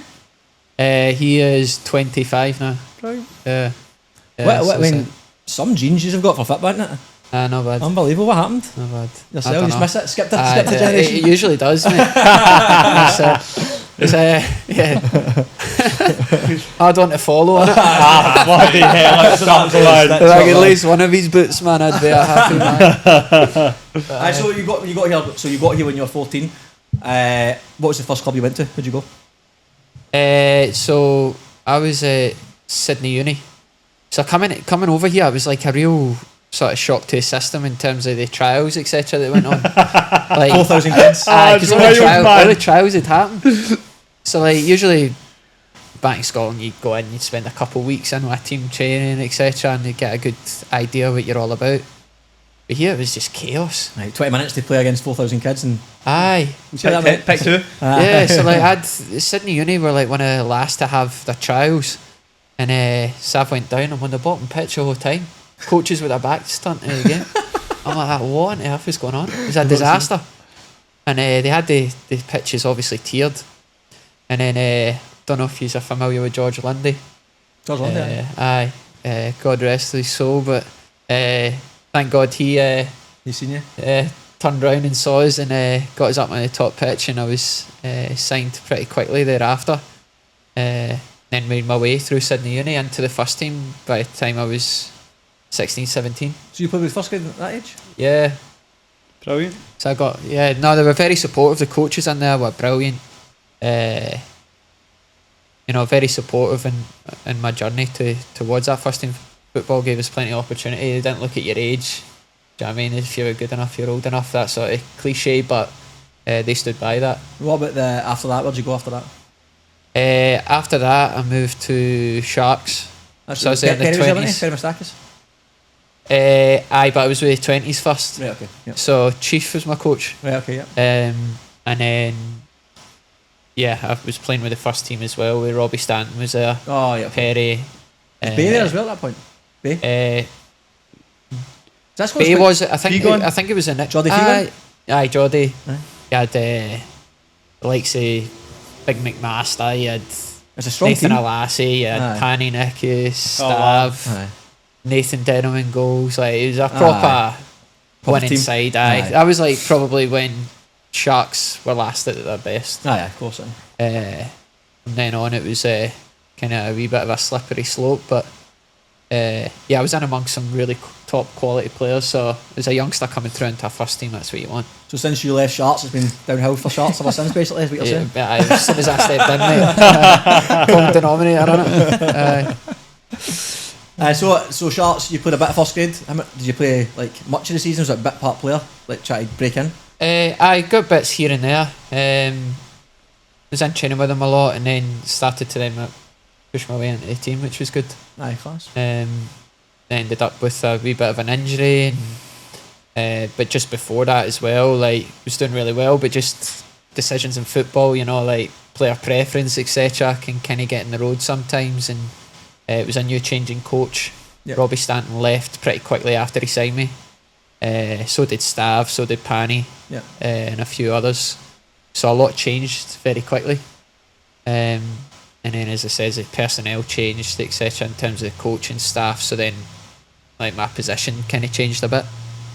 So that's when I then decided to go back to Scotland. And where'd you go?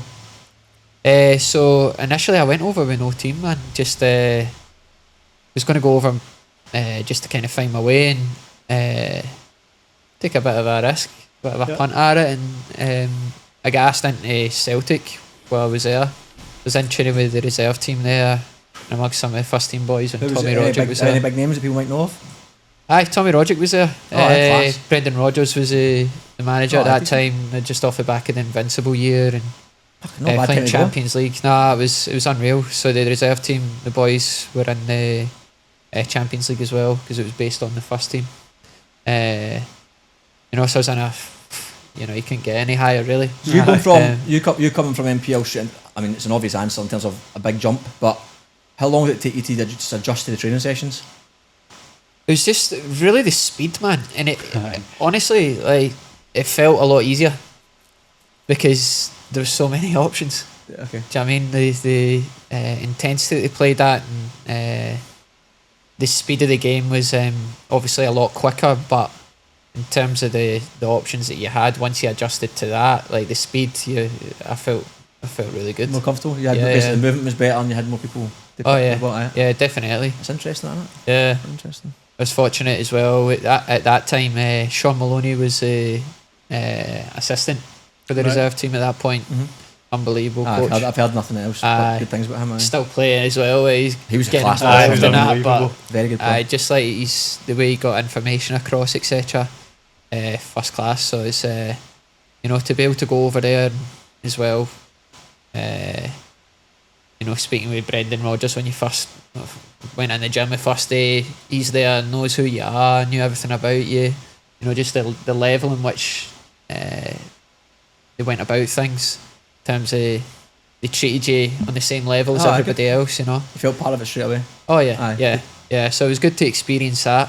But then again, when you're coming from NPL to then go in an environment like that, you need to be playing games for them to be able to sign you and etc. And I'd outgrown the reserve was under 21s. Yep. So I'd hit 21. So it was like a case of I need to get out playing games. So they had us in training for another few months after when I then signed with Clyde. So that was good. Aye, brilliant. Yeah. Brilliant. Because Clyde, I mean, they've had a bit of a funny history, Clyde, because they were like, not a big team, but they were a well-known team around sort of that area, and then they sort of dipped away. They get into administration, I or think post-administration. there was a point, Then they signed a lot of junior players through. Were you around that period? Was it after that period? Oh, they have a big history. That's it, we used to be a it big- used to be in the SPL. A bigger club, big and then club. they sort of fell away. Yeah, they had a tough period. So when I initially went in, it was quite a funny story actually. I'd been in at St Mirren just before to train with him. Jack Ross was there. Yep. Again, he was up and coming. So it was great, experience that level of coaching as well. And then Clyde kind of came about through that. And then when I had went in to train with Clyde initially, was to them to have a little look at us and that. I didn't realise, but the other boy that signed in the midfield with me, his dad played with my dad at Celtic, both centre mids. Who's that? Peter Grant. Ah, okay. So it was my very good friend Raymond Grant. We both lived together, played together, but we didn't know initially. We didn't know each other. Oh, do you know? No, so when we signed, we were like that. We figured it out. And we were like that. Mad how it That's worked. mental, mental, man. Aye. Mental. So the partnership our two dads had was very similar to the way Yep. us two were at Clyde. Standard a little bit different, but Slightly. Slightly. Those are some of my favourite years playing, man. that's brilliant. Well, that's yeah. most members of football are the people you enjoy playing with. At the end of the day, Yeah, and we were down when we signed. We were second bottom in League Two. We made a few signings. We'd Tom Lang as well. We'd signed. He's playing with Falkirk, centre half now. And the signings we made, along with what was already there, because it was already real top quality there. Just we went on this run and nearly made the playoffs. As I says, we had a lot of games to catch up on in that first initial stint. So we're playing like Saturday, Tuesday, to the end of the season from when I signed in February. Oh yeah, just about February time. And then we're close to getting in the playoffs, and then the following year we got promotion. So that was the first time Clyde had a promotion. And so was that League Two to League One? League Two to League One, yeah. Aye. What was your favourite Yeah. part of that journey? During that period we went on a 16 game unbeaten run. I think that was broke a record for Clyde there, but all the way through, right to the... we ended up with points deducted for fielding an eligible player, and it was one of those ones that was just an admin error, putting a centre half up front for the last minute of a game, and then we ended up missing out on the league title. Oh my god! Oh my! So it went down to the last game, and we could have won the league in the last game if Peterhead had lost and we'd won. But Peterhead won, so it didn't matter. Didn't matter anyway. Alright, okay, but we could have potentially had a. Aye, but I think it was 4 points deducted, and but there was no better way to do it than through the playoffs. Was it? It was sensational. I put in hindsight, but at the time you're like, fuck's sake, it's nervy. Yeah. No, well, to be fair, couldn't have been more confident. Oh really? We were playing. Who did we play again? Played Annan. and it's a very tough place to go. But I Talk think about to give context, but because obviously most people listen have no familiarity with Scotland. How would you describe like a similar sort of atmosphere as Annan away, like in Australia? Do you know what I mean? yeah, it's hard. Cold, wet, windy, nothing like it. But it's like Annan was, you think Penshurst Park small. Annan is tiny. Like the fans are on the sideline. Like there's like a wall, literally 2 yards from the sideline as well. Like so, it's a really tough place to go. We ended up losing the first leg of the playoff 1-0.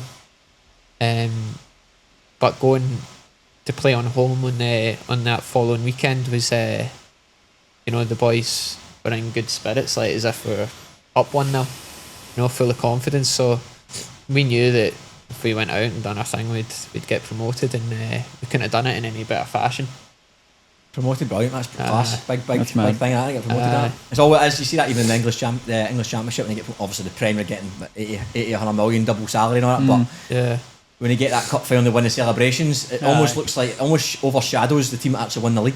It's Yeah. like Yeah. it's the later game in the season.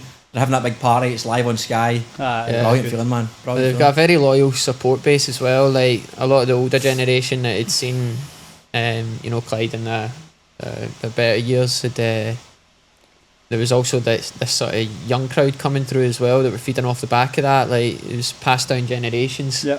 The support, and you always felt that when you were going through as well. You felt what it meant to the club and the people involved in the club. Because people are spending a last quid, 100%. just go and support their team over there, and it's literally their life. Aye. Who was the goalkeeper at Clyde when you were there? We had David Mitchell. Right, okay.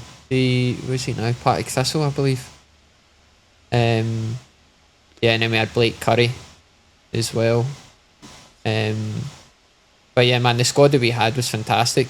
We had David Goodwillie up front. Oh, aye. You know probably him? He was in my youth team, aye. Was he? That was at Dundee United at that point. It was Bang like goals. him and Johnny Russell, and that was a Is stupid David team. Goodwillie? I Absolutely. mean, I don't want to go too off on a tangent, but is he still? I know I obviously had that fiasco off the pitch, but is he still playing football? I think he's playing with I know in he the got- amateur leagues. You know, he got blacklisted. I a lot, think didn't he? I think that like clubs signed him, and then like the fans were Wouldn't an have it. absolute He got- outrage. See, at he the did fact sign that for he somebody. I remember. He was going from Clyde to Wraith Rovers. Okay. Aye. There's a bit of an outrage and he Chaos, aye. released, Yeah. released them. Okay, so you've been promoted with Clyde, you're playing with Clyde. What happens then? Where do you go from there? Oh, we went to Albufeira, mate. We were away party. party in Portugal. It was absolutely brilliant. And then after that, I signed with Clyde the next season as well in League One. There's a few changes there. I actually signed a couple of the Annan boys that we played against in the final. And then COVID hit. Oh, right, okay. So we didn't know how bad it was over there either. So like, I'm getting phone calls from over here saying, by the way, borders are going to shut. I had to come back at some point to get my citizenship because the family, because we were on like the one visa together, they were all waiting on me to return to the country so then they could go take a approval, give us a citizenship. So my dad was like, you better get over quick. Like season had been put to a halt over there. But I'd booked a flight to go back in 2 weeks.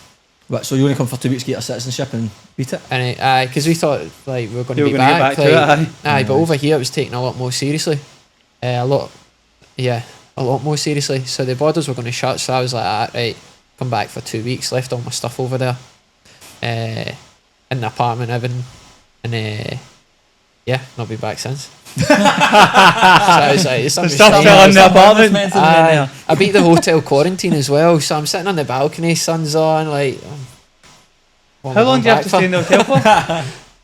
Say it again. So you're in the hotel? No, I beat that, so Oh, I you was beat like it. literally by like a okay. week.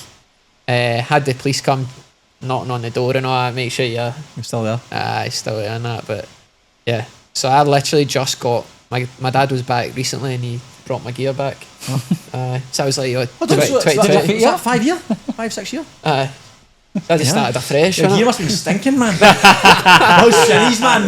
Dad just I've not washed those shinies since 2020. Is that what I was wearing? Jeez. That was funny, man. Wow. So when you came back, what was your kind of journey back into it here after COVID? So obviously that was a COVID year where Half a season or whatever it was. yeah, and I'd kind of come back just after that. It kicked off, so it's kind of hard to get into a team, and I was Sharks being close to home. And that's where I was previously. Always had a great relationship with them. I was going to be stepping back in there, but obviously they weren't involved. So then what I did was I'd went about a couple of the A-League clubs to trial. So I'd been in those environments. Who'd you go to? I was in at Mariners. I'd been in there for quite a while when Stajic was there. So there's quite a few boys coming into trial during that period. I was in there for quite a while. And then Jaden Casella came in last minute. Oh, did he, eh? Aye. And then he ended up signing with Mariners then. And I'd been in at Newcastle as well. Kenny Miller had come in at that point. Roy O'Donovan was playing there as well. Roy, quality, man. Class player. Quality. Great guy as well. Brilliant top guy. tier. And Ziggy Gordon was at Mariners at that point as well. So I'd stayed with him for a period. He put me up during that trial period. It was very kind of him. And then and then nothing came of it. And then was back at Sharks. And A full circle. so after the Sharks, you were there for what, half the season, and then was that when Wolves came about? No, I ended up going to Rockdale after that. Oh, did you? Huh? Did you go to Yeah, Rockdale first then? yeah, Oh, I okay. went Rockdale, and then went to Wolves. So did you do a full season at Rockdale there? Yep, Okay. done a full season. That was Steve Zorich was the coach then. Right. Okay. Yeah, so a lot of the boys that I've played with just last season, I'd played with previously as well. Right. Okay. And then you back to Wolves. So how did the Wolves move come around? Well, all kind of happened like last minute. So I was basically I'd agreed with Rockdale contract and that. Going into my Sounds like second Robbie year Speranza. on the bounce. Aye. So I'd basically agreed with them. But they hadn't sent the contract through. And I was like, can you send it through? Can you send it through? I didn't get it through it. And this was Paul D who'd just been coming in. I hadn't met him yet. Yeah. Steve Zorich had gone. Paul D coming in. So we hadn't had too many conversations. I knew these had wanted us. I always wanted to work with them as well. But then somehow David Carney had found out that I was available still. Yeah. Don't know how he found out, but somebody told him. And then came in and Rockdale started and got it through. So They just basically moved quicker. yeah, Aye. a lot quicker. And I like the conversations, like the project, the culture, the environment that they have down there. You know, club rich in history, and Carney knew everything about us in terms of how I played, etc. And yeah, it was sounded exciting. So yeah, And you were there for 2 years, is that right? 2 years. Yeah, And did you just make finals those years? no. No. No. I remember I think we playing- just missed out. wasn't it? Seventh seventh or eighth Aye. both years. Just missed out. Just Aye. out of it. You said a decent. I mean, if I think I was actually talking about your squad not too long ago. I think it was really that NPL season launch. Afuka was there. Yourself.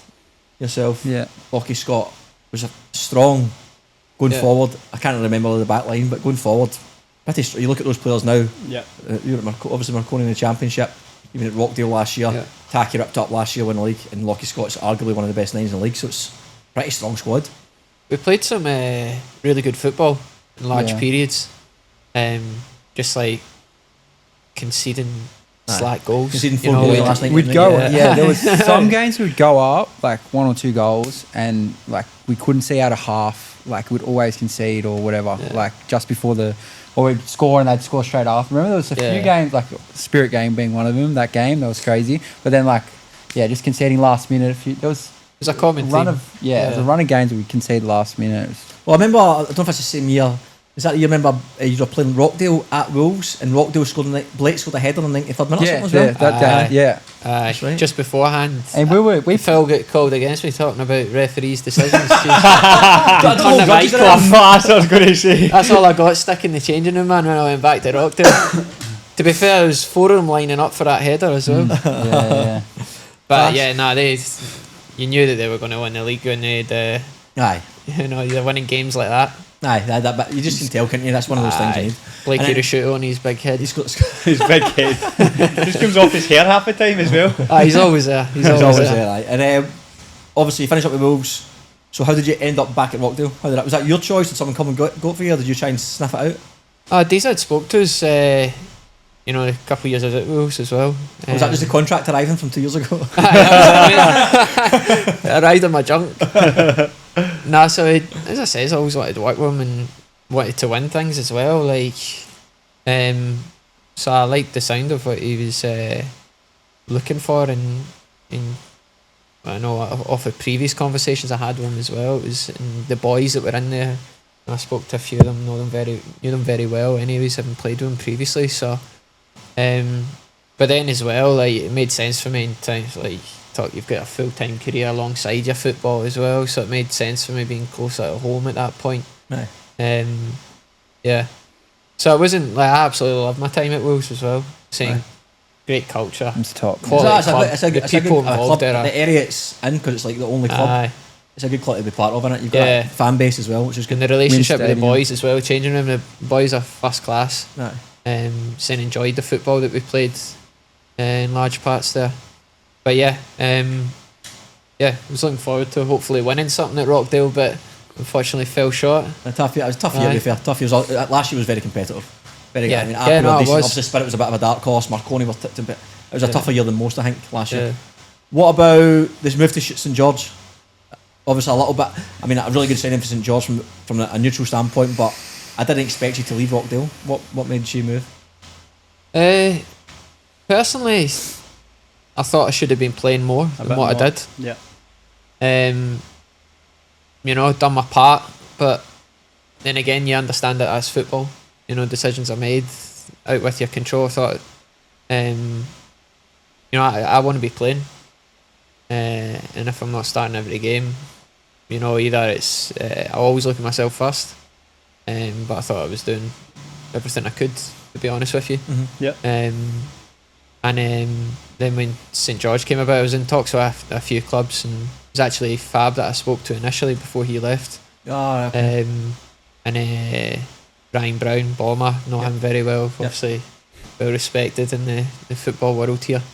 Had a few great conversations with them, and then Raf came on the scene after Fab left, and I was really excited by what they had to say, and when you'd have a bit more freedom in terms of how I play as well. You see in this day and age, it's like, especially in Australian football, we tend to play without 8s in it. It's more like 6s or 10s.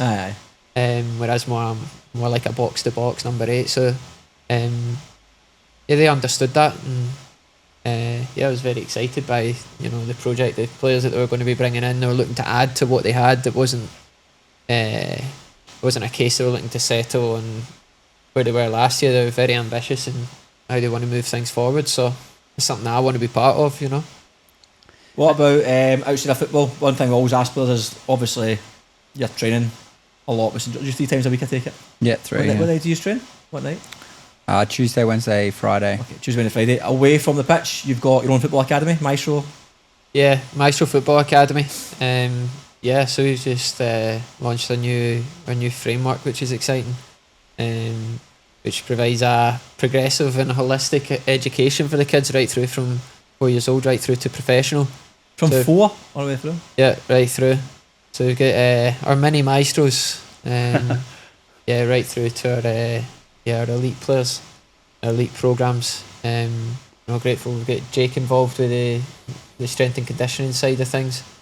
And then we've also got some world-class mentors as well in the male and female space that have done it at the highest levels in terms of playing and coaching, which is exciting. So we're looking forward to kicking off the year in a couple of weeks. Oh, brilliant. Classmate, brilliant. Chaz, Anything else to ask? Did the setup at St George in terms of the facilities and all that play a part in your decision to go there as well? Definitely. You know, when you look at the AstroTurf at Rockdale's starting to wear a bit thin, but at Wolves always enjoyed training at the uni and then playing at Wynn Stadium. Yeah. Playing on grass makes it best. Yeah. What about Macedonia Park when you were at Wolves? I think Butler. did we? Oh, Albert that's Butler the was a worst. shock. Absolutely Jackie Cow Bambles, paddock. man. In the woods. Talk about playing in Scotland. That's what it was Aye. like. Aye. Plus Gale Force wins. That's shambolic, that pitch, man. Yeah. Aye. No, but when we were speaking to him, a big part was like a case of you saw the pitch at St George started to wear a bit thin as well. Like the season went on, it wasn't well maintained, but they brought in new groundsmen and New grass. Yeah, new grass. We train on the pitch just alongside it as well, and the grass is immaculate there as well. So I don't know how you find it, but it's good. a lot better on the body as well. Aye, easy to recover Yeah. from. Aye, 100%. But you see as well on the weekend the way we like to play, it suits us. You know, wet the grass and the ball was zipping. See, as a footballer, that's all you look for, innit? 100%. Aye, quality. And Jake, before we talk about just quickly, we've obviously had you on before, so we know if anyone wants to know Jake's football history, I don't know what number it was, but it was like episode one of the first one, episode 6 or something, episode I think 7. yeah, it was early Yeah, it on. was It's early Yeah. on. Actually, a really good one if you want to learn more about Jake's Very good story. listen. We'll chat more about what you've done in between that in a second. But mention as well, you've recently brought out your clothing line that you've got just now, Yeah. True Collection. Yep. Anything you want to say about that, mate? Plug it. I mean, you're giving 50% off to all Champagne listeners, which is unbelievable. what a guy! I could actually create a little code if There you you go, want. mate, Yeah, right then. little partnership There you go, for the mate. future. There you go. mate. 50%, ideal. We'll have to negotiate that one. I won't be making any money then. Yeah, so started that early last year. It was actually probably the back end of 2024. Like the idea come about. I have my own PT business, and I was making merch for that originally, and I really enjoyed it. And I've always kind of taken a passion for clothing and fashion, I guess. So I was like, I don't know, just Did you started. forget today? Sorry. Did you forget Yeah, today? I forgot today. Shambles, no. So I just decided to, start chatting to suppliers and get things moving. And from then I, did all the videography stuff for the brand and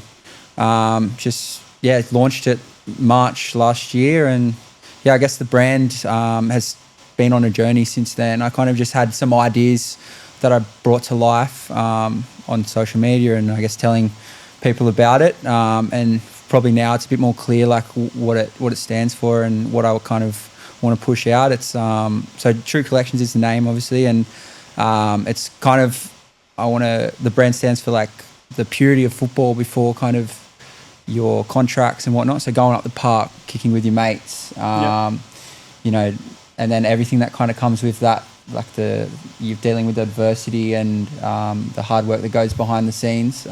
But going through adversity myself, you go through hard times, I guess, and falling in love with the game again and like the purity of it, and laughing with your mates and whatnot is, I think, really important as a footballer. That's kind of where it's at the moment, and I've got my new collection coming out next month, hopefully late March if everything goes to plan, and trying to bring those nostalgic designs and whatnot from when you did fall in love with the game in growing up so and you're whatnot. targeting footballers. Is that your primary audience? Target footballers? What was that, sorry? Are you targeting footballers? Footballers and people that have a passion for football. Yep. Not saying people that don't follow football can't buy my stuff or wear it, but that's kind of where And where do we get it? truecollections.com. On That's my TREW. TREW. Aye. So it's been good. Like we had a actually funny story about this. Here we go. We had a shoot down at North Bondi the other day on Sunday morning, 6 a.m. So shout out to the lads for coming. Mate. Shout out to the lads. It's a good one. It was good. It's a good one. It was a real nice morning. But Chrissy just had our team night out before, and he stayed at his girlfriend's place in Bondi Junction. And he was running late. He's like, I'm running late. I'm just on the line bike I now." wasn't running late. You were running late. I was well on time. He was on time. He's like, I'm coming down. I'm just Well on the on line time. bike on the way down. And then he calls me. He's like, "I've just been pulled over for no helmet." So he's 10 to 6 on a Sunday morning. 10 to 6. and 10 to 6. How much was the fine? $430. Oh my god. That's worse than any speeding fine or nothing. Yeah. So I paid him back in all the gear. I paid him $430 worth of True Collections Was that one gear. t-shirt? Didn't believe me, man. That's one t-shirt. Couldn't believe it. That is Cruising just down beside the pavement, man. Like, and then a police car goes by, and then 2 motorcycles Unreal. spin That's round. scandalous. Two motorcycles pulling And us then over. he goes, "Oh, what are you doing? Like, where are you heading?" And he goes, "Going." I'm going going to to a photo photo shoot. He goes, It's it's Bondi, man. But you know what? That's Standard, actually isn't quite because I see people driving those bikes Yeah, without I've helmets never all the heard of Mate, time. Yeah. I see guys in those Uber Eats bikes, electric bikes, going like 70 kilometres an Flying, hour on the you know pavement it. with nothing. Aye. Wild, man. I was hardly going 10k an hour, man. Officer, I'm being careful. I know. So the bill's been sent to True Yeah. Collections. Business expense, yeah. Nice No. classmate, good Yeah, on you. so Well, mate, it's like, exciting. again, we've not got a ton to talk about from your end because we had, again, we've got quite extensive career history the last time. Again, really good listen from the last time. We talked about that adversity you went through. We went through it the last time. But Marconi, quick insight to your time at the championship. yeah, it was good. Good Like experience. traveling for football, like I don't think you can beat it. You probably Yeah, be brilliant. traveling with the Even the lads and coach was stuff. amazing. Like regardless on, you know, obviously winning and whatnot is important. But being a part of that, going down, you know, staying in the hotel, getting prepared for game days, few team nights out. Sorry, amongst that as well. It's and just enjoying the process of it all. I've got a question for you, but on that, I'd have thought that you obviously would have wanted to play a bit more, but you didn't really get much opportunity-wise Yeah, like over the course of the season. I was a bit obviously annoyed at not playing. Yeah. Every footballer wants to play more, and I kind of was just like, this is kind of the way it is. I don't know, I wanted to play, and just decided just to enjoy the opportunity I got to travel with the team and whatnot, and kind of knew in my head then that I was going to be moving teams, and I was like, let's just enjoy it for what it is, Enjoy and the not get. experiences, yeah. So I was like, I could be rattled the whole Oz Championship and like, you know, be fuming, or I could just try and enjoy it and encourage the lads as much as I could. And I did get some game time and whatnot, but you know, I tried to be kind of level-headed and kind of professional about like not playing. And we got to the grand final and got her in the grand final, but obviously we went down in that game. But the atmosphere in that, like, talk about like football, you know, coming to life in that Oz Championship, like that South Melbourne game. Obviously it was them scoring, but the atmosphere, the flares, second to none. It was unreal. What about after I know obviously you lost the game, but did you just have a night out after the game? Yeah. Aye. Yeah. How'd you just go? We went to the Emerson. We had like a table booked there. Went there, and then me and Antoine went on a hiatus and ended up getting back to the hotel at, I don't even know what time it was, and then off to the airport. Lovely. Yeah. I good try. I think it's a bit of a bonus for most teams in general. Like you said, even though you weren't playing as much as you want, I think everyone it was just cool to do something a little bit different. Yeah, of course, yeah. Aye, brilliant. And the memories you'll make as well, and the experiences with you getting to the final of the first Australian Championship, it's like, it's a big deal, man. Yeah, Some exactly. achievement, that. Oh, Yeah. tremendous, mate. Brilliant. And it was South Melbourne. I mean, they put us out as well. Very, very awkward team to play against. Like they played a very different style. We all know there's no right or wrong way of playing football, but so effective. It was So just so hard to effective. play against. Every 50-50 ball, they're there. Seconds, they're there. Like that's what they're good at essentially. And then they had They literally had they had that one chance in the first half, which that guy scored it, and then the set piece, I think it was the second goal. Throw in, From throwing. Aye, they're I always can't even from a remember. throw-in. Aye, from a throw-in, aye. Aye, he'd throw the ball, couldn't he? Oh, Jesus Christ. But What yeah. about, so how long after the championship did you know you were going to St George? It was actually like during the championship, I decided that I was going to make the move. And it was annoying. Like at Marconi, it didn't work out the way like I wanted it to, because I was enjoying my football a lot right at the start of the year. Like when we went on that undefeated run. That's right. I think we were 14 games unbeaten, and I pretty much started every game the first half of the season, scoring a few goals, which is good. But then I got injured like halfway through, and pretty much like as a competitive squad and couldn't get Yeah. back into the light. Played, had a few like starts from there, but yeah, couldn't cement my spot again. But yeah, decided to go to St George pretty much, yeah, halfway through the Oz Championship. Yeah, and then from there, I had that month off when I went overseas. When I went to Bali for a bit, saw family, just like literally didn't touch football the whole time. It was more mentally fried, like because I wasn't playing that much. My body felt okay, but yeah, just mentally, like I spoke about before, 14 months of football, like just turning up to training like every week, like for 14 months is tough. But yeah, I enjoyed my time there. It was good. Like the lads, they're unreal. Probably the best change room I've been a part of. Oh, the Wolves boys are raging. Unbelievable. Yeah, but like the Wolves boys, good lads. That's what I mean. More so, I think. I think more so because it was a 14 months of football straight. And You make a better, deeper connection with them as well. Yeah, better relationship. Yeah. Aye. So- And you said a bit of a. I think it helps the fact, like you said, that Wolves, you didn't get to the finals and all Yeah. that. The fact that you had a bit of success in Marconi, Yeah. it creates a bit more of a bond. And between the also, players. like we were eating in the club like aye. multiple times a week after training. Like you get coffees at the club beforehand with the lads, and Sounded just very professional the way they looked after you as well. yeah. Wasn't it? Like in terms of the club, like I don't have anything bad to say about like. It's a they credit look to you as after well in terms of being Professional. professional and, as you say, supporting the boys and wanting the best for everybody. Do you Yeah, know what I mean? Because it would be 100%. so easy to get yourself on a wee bit of a strop and Yeah, I'm not like, playing, it's shit. Like, it's If good we were on going to you, do well, but- like there's no point being like that, being 100%, sour I about agree. it. Like obviously I was burning inside, like But you know, what I football. think and- in NPL football, like you said about Carney signing you, he's like, I don't know how he knew, but he just knew. NPL football, like the word spreads very rapid Yeah. about Yeah. everything. So if you are a player in a squad like Marconi or an APIA or something like that, whose squad depth is big and you've lost your space and you have a dummy spit, someone's like, oh, he's available, aye, but I've heard. Yeah, Yeah. 100%. Straight away, you get that. Literally. Because like, I can't be asked dealing with that because he might not Yeah, play for yeah. us or he might fall out of the team and I don't have to deal with my changing room. So by frustrating as it is to turn up week in, week out when you're not playing, you're sort of maybe setting a precedent for the next club Yeah, you're going to. literally. That he's a good guy, but he's still professional and he still backs the team and all that sort of And thing. also it's exhausting, like being like negative about a situation. Like obviously, like you have a blow up or whatever, but then like if you're just like whinging and moaning about something, like for say I did that the whole Oz Championship, I was dreams are moaning bad, like always like to everyone, like. It's exhausting for myself, and then it's exhausting for my teammates. I know around one thing me. about you. We don't do this fucking moany bastard. Whinging again, Yeah, that's man. what Chrissy says all the time. That's why it's in his ear, man. Subtly is slowly started to snowball, didn't it? Are It's you, all are St. George.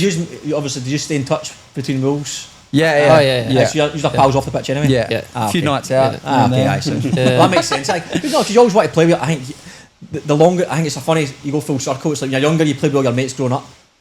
Unless you maybe go to a higher level, you don't really have that choice. But if you're playing in Scotland in particular, the UK, the boys' club level is strong. So you end up playing with a lot of your mates who are also good, and then you get maybe in between phase where you sort of try and everyone goes Yeah. elsewhere, but then you eventually realise, no, that's why I enjoy it again, and you end up back with your mates again. 100%. Yeah, often I think it's a massive factor for me signing with St George was like Chris was in my ear. He just signed, and I was like, "Fuck, can't really say no playing with one of your best mates." Like again, it's Aye, brilliant, man. That's what it's all about. You enjoy football, even if means if it makes losing a little bit easier. yeah, It makes winning so much better. Yeah, It makes yeah. going to work, going to training when you have a crap day at work Literally. or a chocolate day at work, and you can see the boys and you can de-stress a wee bit. But What Yeah. makes you feel old about is like I've been coaching for a wee while now. Is playing with players that you used to coach. Oh, mate. Last time you posted the boy, was it Harrow or something? So that Aye, Harrison Farrow. Aye, Farrow, sorry. So I coached him in under 16s. Jordan Gray. He's a top kid, man. He's the Greyoski best. that He's plays the up best. front for Sydney FC. Aye, Coached him under 12s. Played him with Rockdale last year. that's wild. It's Yeah. mental. So it's it's great to see them shining, in the men's space. Two quality players, but then to play with them, man, that goal on the weekend, man, was like, I was buzzing for Buzzing his for goal him. more than my Yeah. goal, Aye, right. I agree. It's special moments that, so yeah, that's what you live for, innit? Aye, of course, mate. Superb, right? Class. Well, predictions. Yeah. Last week, it was actually good scores last week. You get 7, and myself, Fabs and Perko all get 8. Oh wow, that's not bad. Very I thought good I had a scores. shocker. Nah, good scores. We struggled. A wee I bit would more, love if but- someone get 12 out of 12 this year. I know. Never had a 12 out of 12. Can I give a quick shout out? Yeah. Shout out to Temba for coming back from his ACL. Yeah, football friend. Yeah, but Nah, probably massive achievement. 100%, mate. Did he come on at the weekend? He was playing 20s, but He played he's 20s, yeah, And then but- Cord's got his first minutes as well. Yeah, well, Um, we'll just do it quickly. We were going to mention actually a few. Yeah. We're going to do like a little champagne lemonade thing, like champagne moments, lemonade moments. In the champagne moments, we mentioned Costa Petratus scoring a goal after his lengthy injury. Cord's coming back from injury. Cords, yeah, and then Temba. Temba yeah, scoring, yeah. and then Moza as well was on the weekend coming back who? on the Moz. right hand side. Moza. who's Moza? Mota. Mota. Is he over there? looks like Damien. He's somewhere in there. That's I think for me, like any footballer, especially at this level, when you get an injury, how much it impacts your life Yeah. to see people come back. Because I mean, an ACL so lengthy, so hard to come back from, 100%. psychological more than anything else. So, aye, amazing. Temba, magic. Temba, yeah. Costa, Cords. superb, mate. Well done. Mota. Cords, magic. Well done. Moza. Moza, my Moza. man. Everybody. On the camera somewhere, son. Cords has been, I think it's been 2 years for Yeah. Cords, so Aye, a big And shout out he's- to him, man. Yeah, no, that's incredible, isn't it? Aye. the was mental always side of around that it. must It's be, hard. It's harder in your One head thing. than anything else. 100%. He was always around the training ground and that, still in amongst the changing room and that last Yeah. season. You need to, I think, for your own sanity. Aye. Yeah. Oh, Otherwise you it's need, hard, if you man. start not being feeling part of the squad, you're Done. scunnered. Aye. Yeah, He and then was there's, always yeah, I think also with like being a footballer, like the identity of being a footballer, and then that just And it gets moves. ripped away from you, Aye. and then the realization that like I don't know, some players might be like, who am I without my football now? Like it's all gone now. You know, Well, you and know so- that better than anyone, wouldn't you? After what you've been through. That's true. And lemon moments, mate. Who's a lemon? Jake Rose has to have a lemon moment. Definitely fall over. Callum Kelly, Lemon. Probably two big ones. I'd say so. No other big massive moments that stand out. Did you say the ref? Did you say that? Aye, Yeah, he he did. was- Aye, that's definitely a lemon. 11. He Shaky was trying Rose. to block the shot. He said, Franco Parisi gave him a tenner if he stopped the shot. Right, let's go predictions. Yeah. So, Rockdale at home to Marconi, boys. What's this weekend? Oh, Aye. Tough start to the season to Marconi. I know, man. Can you? I'm gonna say Marconi can win in that. I have to. I'm going to draw. But I've gone draw as well. I'd say Rockdale won. safe. Both safe selections are. Um, I'll go, yeah. I actually meant You it. can't though. go. SC Raiders. He was just scared in case Anton came for him, man. He's gonna be coming. Anton's gonna be coming for me anyway, regardless. Don't- SC Raiders at home to Olympic. Draw. Yeah, I'd say a draw. I'm gonna say SD Raiders will get a result. I've gone SC Raiders as well. Great decision. Yeah. APIA at home to Spirit. Didn't I've that gone game APIA. last year? I know it's a different Yeah. team. That game, I think Spirit won that game last year. I Didn't got they? 5-0? No, 3-0, 3-0. wasn't it? Yeah. Aye, pretty comfortable with that. Obviously, It was completely different team. But Taki ran amok that day. yeah, yeah. Going to go draw. Did you draw so far? Mickey Conestabo. Yeah, proper sitting in the fence today. No, that's a bold prediction going for a draw, mate. Draw, I'm gonna draw, pick. draw. Spirit at APIA. Ooh. Spirit. I'll go Apia. Apia will get a win. After Okay, Western Sydney Wanderers against Sydney FC. Wanderers.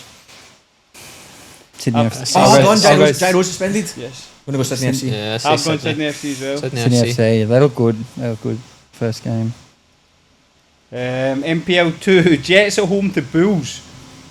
Jets. Jets. I don't know too I much say about Bulls. the lads. I've heard good things about Bills so far. You've gone Bulls and you, Alright. True. Draw. Let's say draw. Very I've safe. gone draw as well. Ooh. Western City at home to Spartans. Western City Rangers. Spartans. Is that a new team or? Am I... Mount Druitt. Oh, true. Change that. That's I your did- name, I- I know, mate. I- Jesus Christ. I didn't know that. It was Yeah. always a bit What suspect, is it, wasn't it? Western- Rangers with the Western green and the City. yellow, wasn't It's it? Rangers Western mates. City. One of the side families Aye. Rangers fan or something like that. The And they bagpipes changed, before the they changed game. their away kit last year to be a Rangers Did away you know kit. it was they play like simply the best in that before games? Not anymore, I Well, they think. used to with the old coach. Was it? Aye. Because the old gaffer was a Rangers fan. Big Rangers fan. Aye. So he shifted it in. It was a bit bizarre to see a green and white kit with simply the best. Ah, coming simply out. the best play in the background. A bit bizarre. So Yeah. have they changed their colours and everything? Is that what you're saying? Confusing, man.